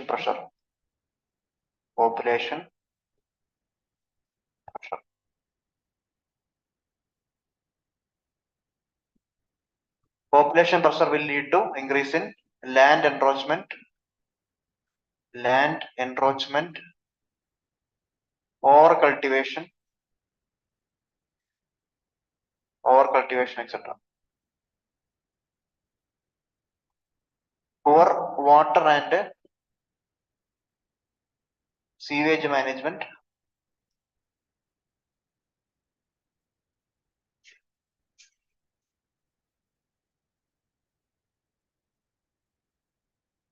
ഓക്കെ, ഇതൊക്കെയാണ് പ്രധാനപ്പെട്ട കോസസ്. ഇതൊക്കെയാണ് ഫ്ലഡുകൾ മെയിൻലി ഉണ്ടാവുന്നത്. വേറെ എന്തെങ്കിലും റീസൺ ഉണ്ടോ? Any other reason for flood to happen?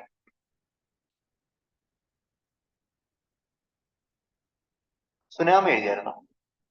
സുനാമീസ് ഒഴിക്കും. Tsunamis is also a cause of flood ഉണ്ടാകാൻ ചാൻസ് ഉണ്ട്.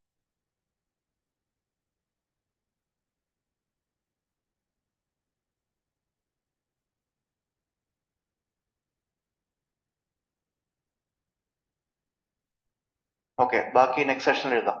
Okay,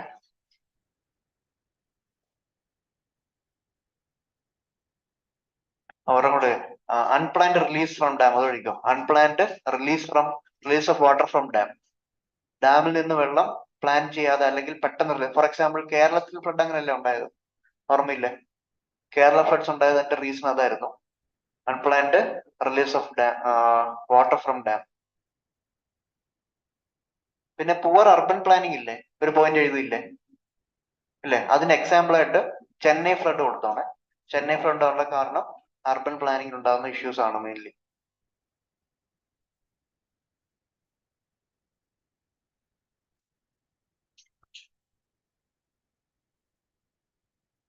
okay,